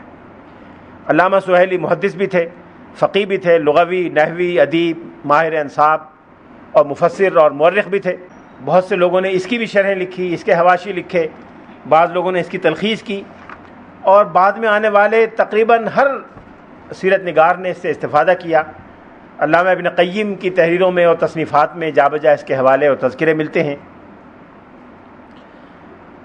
ایک اور کتاب وہ بھی اتفاق سے ایک اندلسی کی ہے، اسپین کے بزرگ تھے علامہ ابو الربیع سلیمان الاندلسی، ان کی کتاب ہے الاکتفاء کے نام سے مشہور ہے، الاکتفاء فی مغازی رسول اللہ والثلاثہ الخلفاء، یعنی حضور کے 3 خلفاء، سیدنا صدیق اکبر، سیدنا فاروق اعظم، سیدنا عثمان غنی، اور رسول اللہ صلی اللہ علیہ وسلم، ان کے دور میں جتنے مغازی ہوئے ان کا تذکرہ انہوں نے لکھا ہے۔ یہ خود جہاد میں شریک رہے ہیں۔ اسپین میں جب مسلمانوں کے خلاف جنگیں کی گئیں، عیسائیوں نے حملے کیے، تو ان میں سے بہت سی جنگوں میں یہ خود بھی شریک رہے، جہاد میں خود بھی حصہ لیا، محدث بھی تھے، علم حدیث پر کئی کتابوں کے مصنف ہیں۔ یہ کتاب انہوں نے کئی بنیادی ماخذ کو سامنے رکھ کر مرتب کی، جو قدیم ترین کتابیں ہیں، جس میں ابن اسحاق کے مغازی بھی تھے اور موسیٰ ابن عقبہ کی کتاب بھی تھی، یہ ان کے سامنے رہے ہیں، اور انہوں نے واقدی کی کتاب سے بھی استفادہ کیا، اور ان ساری کتابوں کو سامنے رکھ کر الاکتفاء کے نام سے یہ کتاب انہوں نے بیان کی۔ اس کا جو بنیادی وصف ہے وہ معلومات کی جامعیت، یعنی کنڈنس کرنا معلومات کو، ٹھوس معلومات فراہم کرنا، اور خاص بات اس کی یہ ہے کہ کئی ایسی کتابیں جو آج موجود نہیں ہیں، مثلا موسیٰ ابن عقبہ کی اصل کتاب موجود نہیں ہے، ابن اسحاق کی اصل کتاب کا بیشتر حصہ موجود نہیں ہے، ان دونوں کتابوں کے طویل اقتباسات ان کی کتاب میں مل جاتے ہیں۔ تو جن کتابوں کی مدد سے موسیٰ ابن عقبہ کی کتاب کا استخراج کیا گیا، ان میں یہ کتاب الاکتفاء بھی شامل ہے، جس میں اس کے حوالے دیے گئے۔ کتاب کا آغاز معاذ بن عدنان کے تذکرے سے ہوتا ہے، اور ولادت نبوی تک تقریباً 150 صفحے میں انہوں نے اس کتاب کو ان حقائق کو بیان کیا ہے۔ حضور کے اجداد اور خاندان کے بارے میں تفصیل دی ہے، پھر رسول اللہ صلی اللہ علیہ وسلم کے واقعات سیرت کے عام انداز کی طرح بیان کیے ہیں، اور دوسری جلد خاص طور پر مغازی اور فتوحات کے ساتھ مخصوص ہے۔ یہ مواد انہوں نے زبیر ابن بکار کی نسب قریش سے لیا ہے، جس کا پہلے تذکرہ ہو چکا ہے۔ ایک چیز جو بقیہ سیرت کی کتابوں سے اس کو ممتاز کرتی ہے، وہ یہ ہے کہ زمانے جاہلیت میں مذہبی عقائد کون کون سے مروج تھے، عربوں میں مذہبی ثقافت کیا تھی، کن کن بتوں کی پوجا کی جاتی تھی، کس قبیلے میں کیا مذہبی رسوم رائج تھیں، ان کے بارے میں بڑی تفصیلی معلومات اس کتاب میں موجود ہیں۔ کتاب الاکتفاء کے بعد جس کتاب کا تذکرہ کرنا مقصود ہے، وہ نہ صرف ادبیات سیرت کی بلکہ شاید ادبیات اسلامی کی چند منفرد کتابوں میں سے ایک ہے۔ ادبیات سیرت میں تو وہ اپنی نوعیت کی واحد کتاب ہے، اس طرح کی کتاب کوئی اور موجود نہیں ہے۔ وہ ہے علامہ ابن قیم کی کتاب زاد المعاد فی ہدی خیر العباد۔ علامہ ابن قیم بہت بڑے فقیہ تھے، ان کا تفقہ ان کی کتاب اعلام الموقعین سے ظاہر ہے۔ بہت بڑے محدث تھے، ابن تیمیہ کے شاگردوں میں سے، ابن تیمیہ کے قریب ترین اور سب سے نمایاں شاگرد ہیں۔ خود بہت بڑے صوفی تھے، روحانیات کے امام تھے، ان کی کتاب منازل السائرین اس کی دلیل ہے۔ پھر ان کا مطالعہ قرآن پاک کا اتنا غیر معمولی تھا کہ قرآن پاک کے بعض ایسے پہلوؤں پر ان کی کتابیں ہیں جن پر ان سے پہلے کسی نے نہیں لکھا، قرآن پاک کے بدائع پر، قرآن پاک کی اقسام پر، قرآن پاک کی امثال پر، یہ کام انہوں نے کیا۔ ابن قیم کی جو یہ کتاب ہے زاد المعاد، اس میں انہوں نے سیرت کے تمام واقعات کو جمع کر کے اور یہ بتایا ہے کہ زندگی کے مختلف گوشوں میں عام آدمی کے لیے، مسلمان کے لیے اس میں کیا ہدایت ہے۔ آپ کہہ سکتے ہیں سیرت ان ایکشن، سیرت ان پریکٹس، اور حقیقت کے اعتبار سے فقہ اور سیرت کو اس طرح سے ملا دیا ہے کہ فقہ اور سیرت کو الگ الگ کرنا تقریباً اس کتاب کی حد تک تو ناممکن ہے۔ سیرت کے ہر واقعات کو فقہی حکم سے جوڑا ہے، اور ہر وہ فقہی حکم جو بیان کیا ہے اس کو سیرت سے وابستہ کیا ہے۔ اس طرح فقہیات سیرت کی سب سے بڑی اور سب سے اونچی کتاب ہے۔ فقہیات سیرت پر اس سے بہتر کتاب اسلامی ادب میں موجود نہیں ہے۔ پھر فقہ کی تو ایک عام اصطلاح ہے جو فقہی احکام کے لیے، قانونی احکام کے لیے بولی جاتی ہے۔ اس کے علاوہ ایک اور اصطلاح فقہ کی جو کبھی کبھی استعمال ہوتی ہے امام غزالی کے سیاق و سباق میں، دوسرے بزرگوں کے سیاق و سباق میں، وہ فقہ نفس کی اصطلاح ہے۔ فقہ النفس یعنی انسانی نفسیات کا ادراک، انسان کے رجحانات کا اندازہ، انسان کے مزاج اور طبیعت کی تحقیق اور مطالعہ۔ ابن قیم کی یہ کتاب اس اعتبار سے بھی بڑی نمایاں ہے کہ فقہ نفس کے موضوع پر انہوں نے بعض ایسے حقائق سیرت کے حوالے سے بیان کیے ہیں جو ابن قیم سے پہلے کسی نے بیان نہیں کیے تھے۔ روحانیات و تصوف کے میدان میں بعض ایسے مسائل زیر بحث آتے ہیں جو ایک عام انسان کی زندگی کے لیے بڑے اہم سمجھے جاتے ہیں، لیکن اس پہ علمی اعتبار سے کوئی تحقیقی کام نہیں اکثر و بیشتر ہوتا۔ مثال کے طور پہ قرآن پاک نے توکل کا حکم دیا ہے، مسلمانوں کو ہدایت کیا کہ وہ توکل سے کام لیں۔ توکل کیا ہے؟ توکل کی حقیقت کیا ہے؟ توکل کس کو کہتے ہیں؟ توکل کہاں کرنا چاہیے، کہاں نہیں کرنا چاہیے؟ کیا مکمل طور پہ ترک اسباب کا نام توکل ہے؟ اگر ترک اسباب کا نام توکل ہے تو رسول اللہ صلی اللہ علیہ وسلم نے تو اسباب اختیار فرمائے، صحابہ کرام نے تو اسباب اختیار فرمائے، حالانکہ وہ توکل کی بہت اونچی معراج پر تھے، ان سے اونچا توکل تصور میں نہیں آ سکتا۔ اس لیے ابن قیم نے جا بجا توکل، صبر، شکر، جو خالص روحانی اور اخلاقی اقدار اور رسول ہیں، ان پر سیرت نبوی کی روشنی میں بہت تفصیل سے روشنی ڈالی ہے، اور اس طرح سے یہ روحانیات سیرت پر بھی ایک انتہائی وقیع کتاب بن گئی ہے۔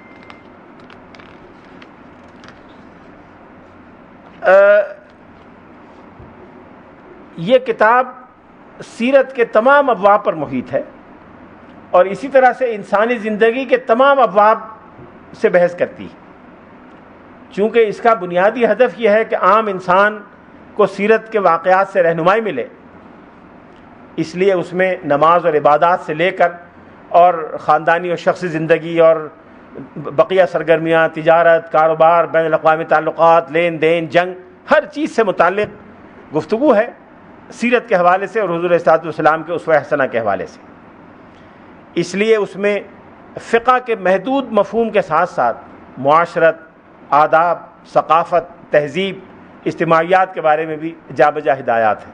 لوگ آپس میں ملیں تو اس میں سیرت کا طریقہ کار کیا ہے، لوگ آپس میں ایک دوسرے سے تعلق رکھیں تو سیرت کی روشنی میں کیا رہنمائی ملتی ہے۔ تو یہ فقہ سیرت کی کتاب بھی ہے، فقہ معاشرت بھی ہے، فقہ النفس بھی ہے، اور فقہ اپنے حقیقی معنی اور مفہوم بھی ہے۔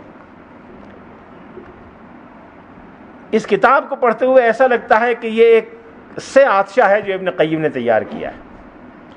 اس میں سیرت کی پاکیزگی بھی ہے، سیرت پڑھتے ہوئے جو انسان محسوس کرتا ہے اپنے دل میں ایک لذت اور روحانی لطف، وہ تو ہے ہی ہے چونکہ سیرت کی کتاب ہے۔ اس میں حدیث کے فن کو پورے کے طور پہ انہوں نے شامل کر دیا ہے، حدیث کی جو ایکوریسی ہے وہ بھی پورے طور پہ جھلکتی ہے۔ خود بہت بڑے محدث ہیں، کسی لفظ کے بارے میں بھی یہ نہیں کہہ سکتے کہ غیر ذمہ دارانہ طور پہ استعمال کر لیا گیا ہے، محدثین کی مکمل احتیاط کا نمونہ ہے۔ پھر فقہ النفس اور فقہ المعاملات، فقہ العمل، ان میں سے ہر چیز کے بارے میں اس طرح سے توازن کے ساتھ ایک چیز بیان کی ہے کہ جس میں محدثین کی سی باریک بینی اور اہتمام صحت، فقہا کی سی جز رسی اور اعتنا بالتفاصیل، اور اصحاب سیر کا سا جذبہ حب رسول، یہ ساری چیزیں بیک وقت موجود ہیں۔ ایک گلدستہ ہے جس میں فقہ، سیرت، تصوف، ان سب کی شان اور ان سب کی خوشبو الگ الگ ملتی ہے۔ سیرت رسول اس کی بنیاد ہے، احادیث قولی اور فعلی سے اس کا تنا اور شاخیں نکلتی ہیں، فقہ اس کا ثمرہ ہے، تصوف اس کی خوشبو اور اس کے پھول ہیں۔ اس طرح سے ایک ایسا گلدستہ ہے جو سیرت کی کسی اور کتاب میں ہمیں نظر نہیں آتا۔ ابن قیم کو فقیہ کے طور پہ تو بہت سے لوگ جانتے ہیں کہ فقیہ تھے اور بہت متعمق اور متمکن فقیہ تھے، لیکن روحانیات کا اندازہ ان کی کم لوگوں کو ہے۔ مدارج السالکین ان کی کتاب ہے جو تصوف کے اعلیٰ ترین ادب میں شامل ہے۔ تصوف کی بنیادی کتابیں امام غزالی کے احیاء العلوم اور التعارف اور قوت القلوب اس درجے کی کتاب ہے۔ رسالہ قشیریہ، بذل کشف المحجوب، اس درجے کی جو 8-10 کتابیں ہیں، ان میں اس کتاب کا شمار ہونا چاہیے۔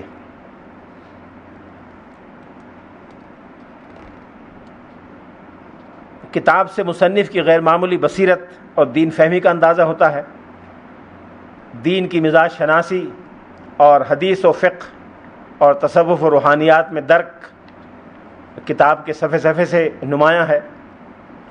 اس طرح مصنف نے تمام فقہی ابواب کو سامنے رکھ کر ذخیرہ احادیث اور سیرت سے ہدی خیر العباد مرتب کر دی ہے۔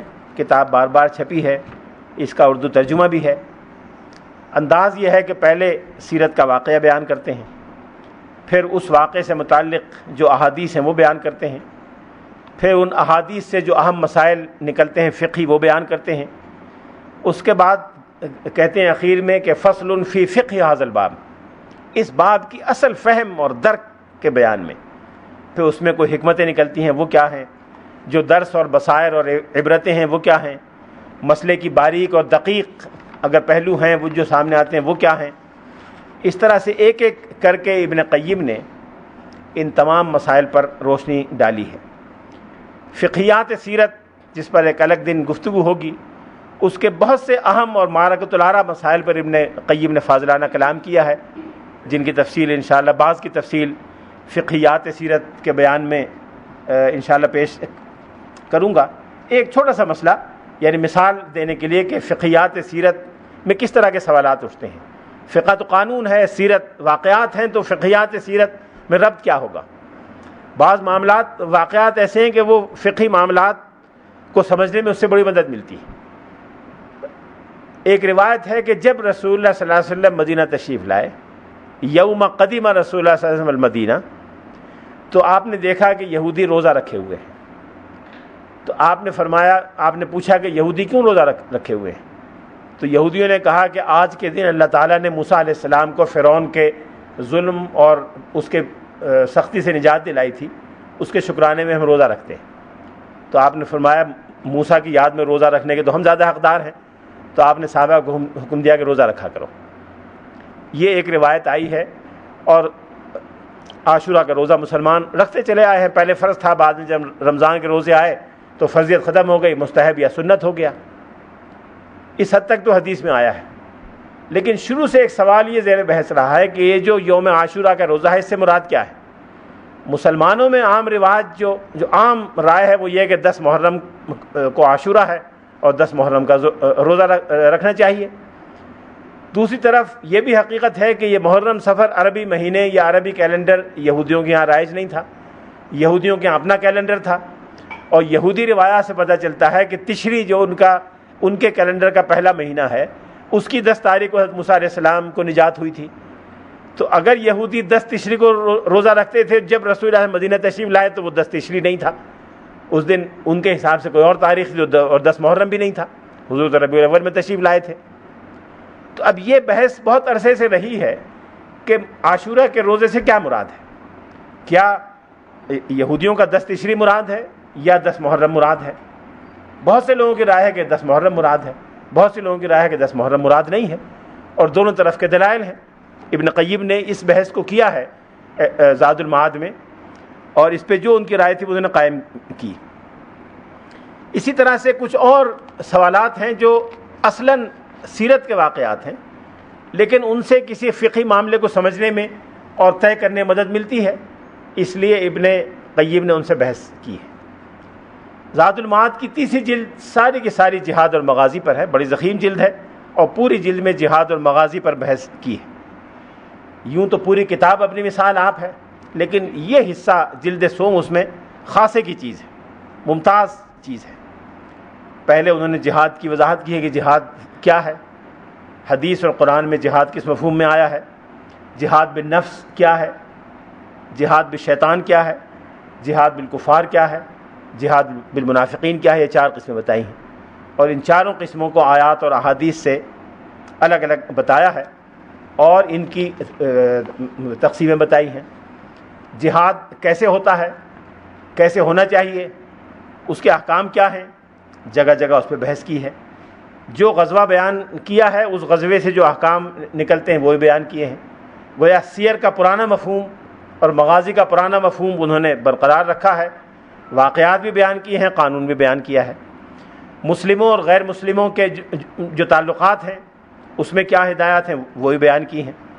اس طرح سے یہ کتاب مغازی کی کتاب بھی ہے جلد سوم، سیرت کی کتاب بھی ہے، علم سیر یعنی بین الاقوامی قانون کی کتاب بھی ہے، بین الاقوامی قانون کے حوالے سے ایک بات ذہن میں رکھیے گا کہ بین الاقوامی قانون کی آج کل دو قسمیں ہیں، پچھلے 180 سال 70 سال سے دو قسمیں ہو گئی ہیں۔ ایک پبلک انٹرنیشنل لا کہلاتا ہے، ایک پرائیویٹ انٹرنیشنل لا کہلاتا ہے۔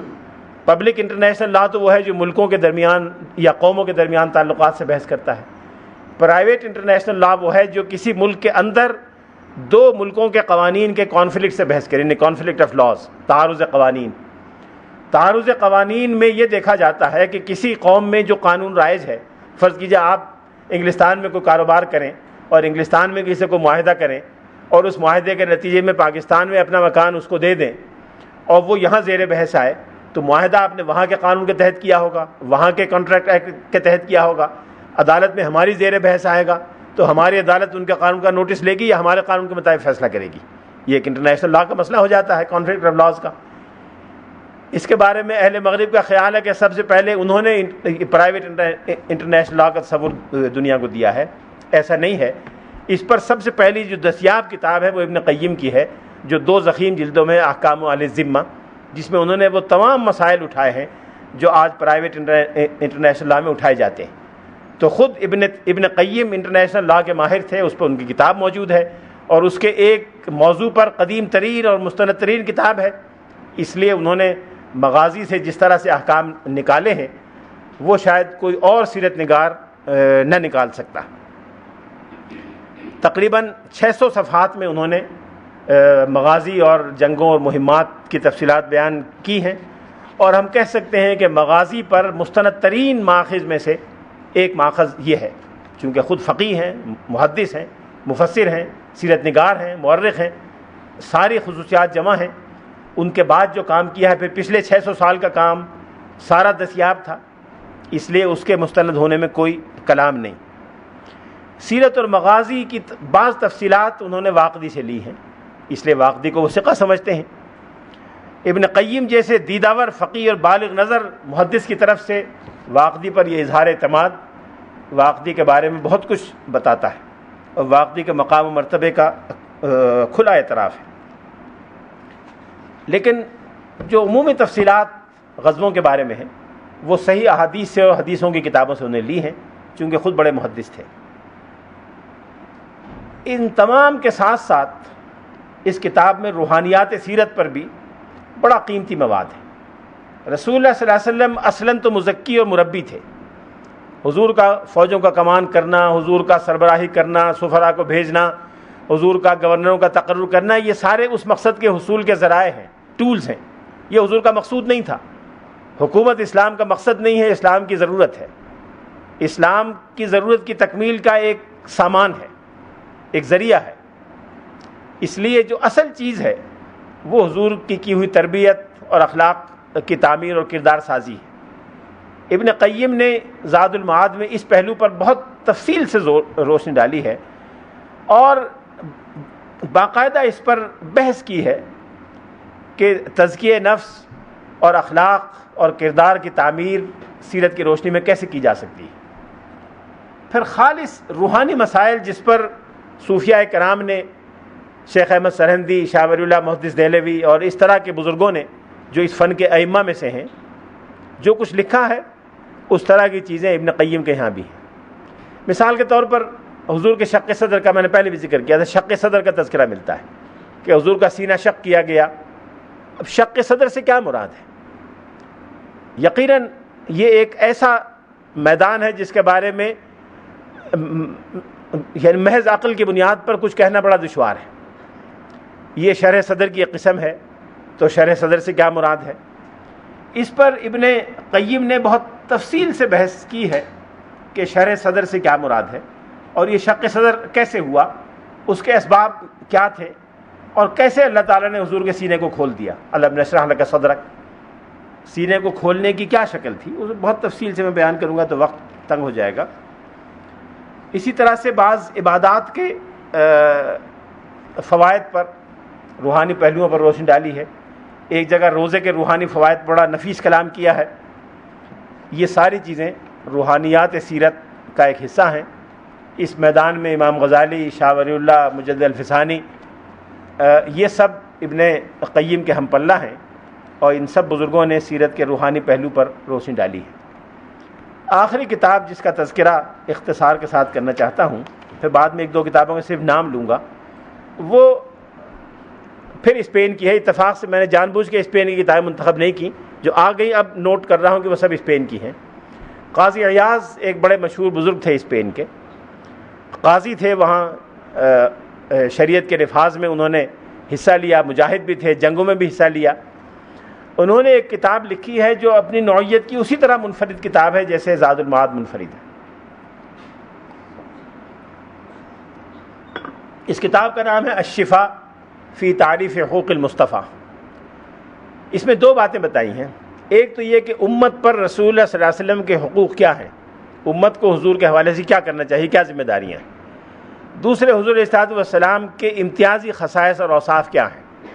اس میں معجزات پر بھی بحث ہے، نبوت پر بھی بحث ہے، اور نبوت کی حقیقت اور معجزے کی حقیقت پر بھی بحث ہے، اور ایسے مسائل اٹھائے ہیں جن کا براہ راست سیرت کے واقعات سے یا تاریخی پہلو سے زیادہ تعلق نہیں ہے، بلکہ ان واقعات میں جو درس پنہاں ہیں، ان واقعات کے اندر جو سبق پوشیدہ ہے، ان عبرتوں اور دروس پر روشنی ڈالی۔ اور شروع میں ایک بات بڑی عجیب لکھی، وہ یہ لکھا کہ میں نے یہ کتاب کسی منکر یا دشمن کے لیے نہیں لکھی، لہٰذا میں کوئی عقلی دلیل نہیں دوں گا۔ یہ کتاب میں نے لکھی ہے ان محبان رسول کے لیے جو رسول اللہ صلی اللہ علیہ وسلم کی نبوت پر ایمان رکھتے ہیں، حضور کو خاتم النبیین مانتے ہیں، حضور کے معجزات کو تسلیم کرتے ہیں، ان کے شرح صدر اور اطمینان قلبی کے لیے لکھی ہے۔ کوئی منکر یا دشمن اس کتاب کو نہ تو دیکھے اور دیکھے تو اعتراض نہ کرے۔ ایسی چیزیں پہلے قدم پہ انہوں نے معاملہ صاف کر لیا۔ ان کے علاوہ دو کتابیں اور ہیں جو اس کی مستحق ہیں کہ اس پہ، بلکہ تین، کہ اس پہ تفصیل سے بات کی جائے، لیکن تفصیل کا وقت نہیں رہا۔ ایک سیرت حلبیہ کہلاتی ہے، ایک بزرگ تھے شیخ علی بن برہان الدین حلبی، حلب کے رہنے والے تھے۔ انہوں نے ایک کتاب لکھی تھی انسان العیون فی سیرت الامین المأمون۔ انسان کہتے ہیں آنکھ کی اس کالی پتلی کے درمیان جو دانہ ہوتا ہے، اس کو انسان کہتے ہیں۔ انسان فزیکل، اس کو بھی کہتے ہیں انسان کو، ہیومن بینگ کو، لیکن اس کو بھی عربی میں انسان کہتے ہیں۔ انسان العیون یعنی آنکھوں کی پتلی، جیسے آنکھوں کی پتلی اندر محفوظ ہوتی ہے، اسی طرح سے رسول اللہ صلی اللہ علیہ وسلم کا ذکر مبارک لوگوں کی آنکھوں میں ہونا چاہیے، مفہوم یہ دینا چاہتے ہیں۔ یہ کتاب 7 ضخیم جلدوں میں ہے، اور اردو ترجمہ بھی اس کا دستیاب ہے، کراچی میں بھی چھپا ہے، ہندوستان میں بھی چھپا ہے، اور سیرت حلبیہ کے نام سے چھپا ہے، چونکہ حلب کے رہنے والے تھے مصنف، شام کے، اور یہ کتاب 7 جلدوں میں ہے۔ یہ اس دور کی ہے جب میں نے کل عرض کیا تھا کہ استیعاب کا زمانہ تھا، معلومات کو جمع کرنے کا اور معلومات کو یکجا کرنے کا زمانہ تھا، تو اس اعتبار سے یہ معلومات کا ایک خزینہ ہے۔ 7 جلدوں میں ہے، اردو ترجمہ بھی اس کا 7 جلدوں میں ہے۔ لیکن اس کتاب کے بارے میں ایک تبصرہ ہے جو بہت سے لوگوں نے کیا ہے، جو کل میں نے عرض کیا تھا کہ جب زیادہ معلومات جمع کی جائیں گی تو اس میں کمزور باتیں بھی آ جائیں گی، کمزور باتیں آ جائیں گی تو اس پر اعتراض ہوگا۔ اس کتاب کے بارے میں بھی یہ کہا جاتا ہے کہ اس میں بعض باتیں بڑی کمزور ہیں، خاص طور پہ معجزات وغیرہ کے بارے میں، اور یہ شاید اس وجہ سے ہے کہ جس زمانے میں یہ لوگ یہ کتابیں تحریر فرما رہے تھے وہ عقلیات کا زمانہ نہیں تھا، لوگ اسلام پر اعتراض نہیں کرتے تھے، اپنی عقل کو دین کے معاملے میں فیصلہ کن نہیں سمجھتے تھے، اس لیے معجزے کو ایک مرتبہ مان لیا کہ معجزہ ممکن ہے تو بس پھر جس نے جو روایت بیان کی اس کو مان لیا۔ زیادہ تحقیق و تدقیق کی ضرورت اس لیے نہیں محسوس کی کہ یہ ماحول نہیں تھا، شاید یہ وجہ ہو۔ یہ ماحول بعد میں پیدا ہوا، دور جدید میں بات ہوگی تو ہم دیکھیں گے کہ مغربی مصنفین نے اعتراضات کیے، ان چیزوں کو غیر مستند قرار دیا، اور جو میں نے پہلے دن کہا تھا کہ انہوں نے کہا کہ محمد علیہ الصلوۃ والسلام کی زندگی پر لیئرز بٹھائے گئے، ایک ریئل محمد کا لیئر ہے، پھر ایک آئیڈیلائزڈ محمد کا لیئر ہے، پھر ایک آئیڈولائزڈ محمد کا لیئر ہے، تو یہ اسی طرح کے لیئر ہیں جس کی نشاندہی کا موقع دشمنوں کو ملتا ہے۔ ایک اور کتاب ہے جو سیرت شامیہ کہلاتی ہے، یہ بھی شام کے رہنے والے تھے، 10ویں صدی ہجری کے اوائل میں لکھی گئی۔ مصنف کا نام ہے محمد ابن یوسف دمشقی۔ دمشق کو شام میں شام کہتے ہیں، یعنی اگر آپ شام کے کسی اور شہر میں جائیں، حلب میں جائیں، تو ٹیکسی والے سے کہیں شام جانا ہے تو اس سے مراد دمشق، تو دمشق کے لیے شام کا لفظ استعمال ہوتا ہے۔ اس لیے ان کو شامی بھی کہا جاتا تھا، اور ان کی کتاب کو سیرت شامیہ کہا جاتا ہے۔ یہ بھی بہت مستند اور جامع کتاب ہے، 12 جلدوں میں ہے، کئی بار چھپ چکی ہے، اور کئی سو کتابیں سامنے رکھ کر انہوں نے یہ کتاب مرتب کی تھی۔ اس کا اردو ترجمہ غالباً نہیں ہوا۔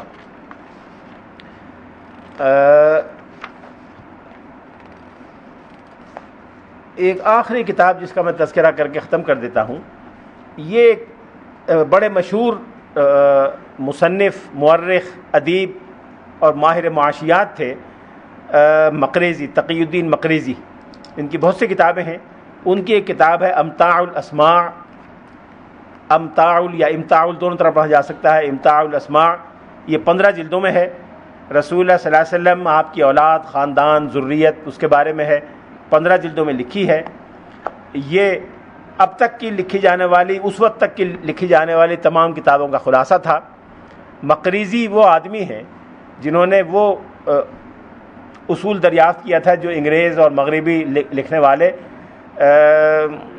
گریشم سے منسوب کرتے ہیں، گریشم لا۔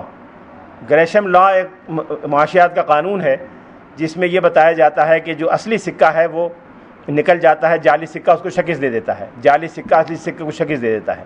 یہ لا گریشم کا نہیں ہے، یہ مقریزی کا ہے، اور مقریزی نے پہلی مرتبہ بیان کیا تھا۔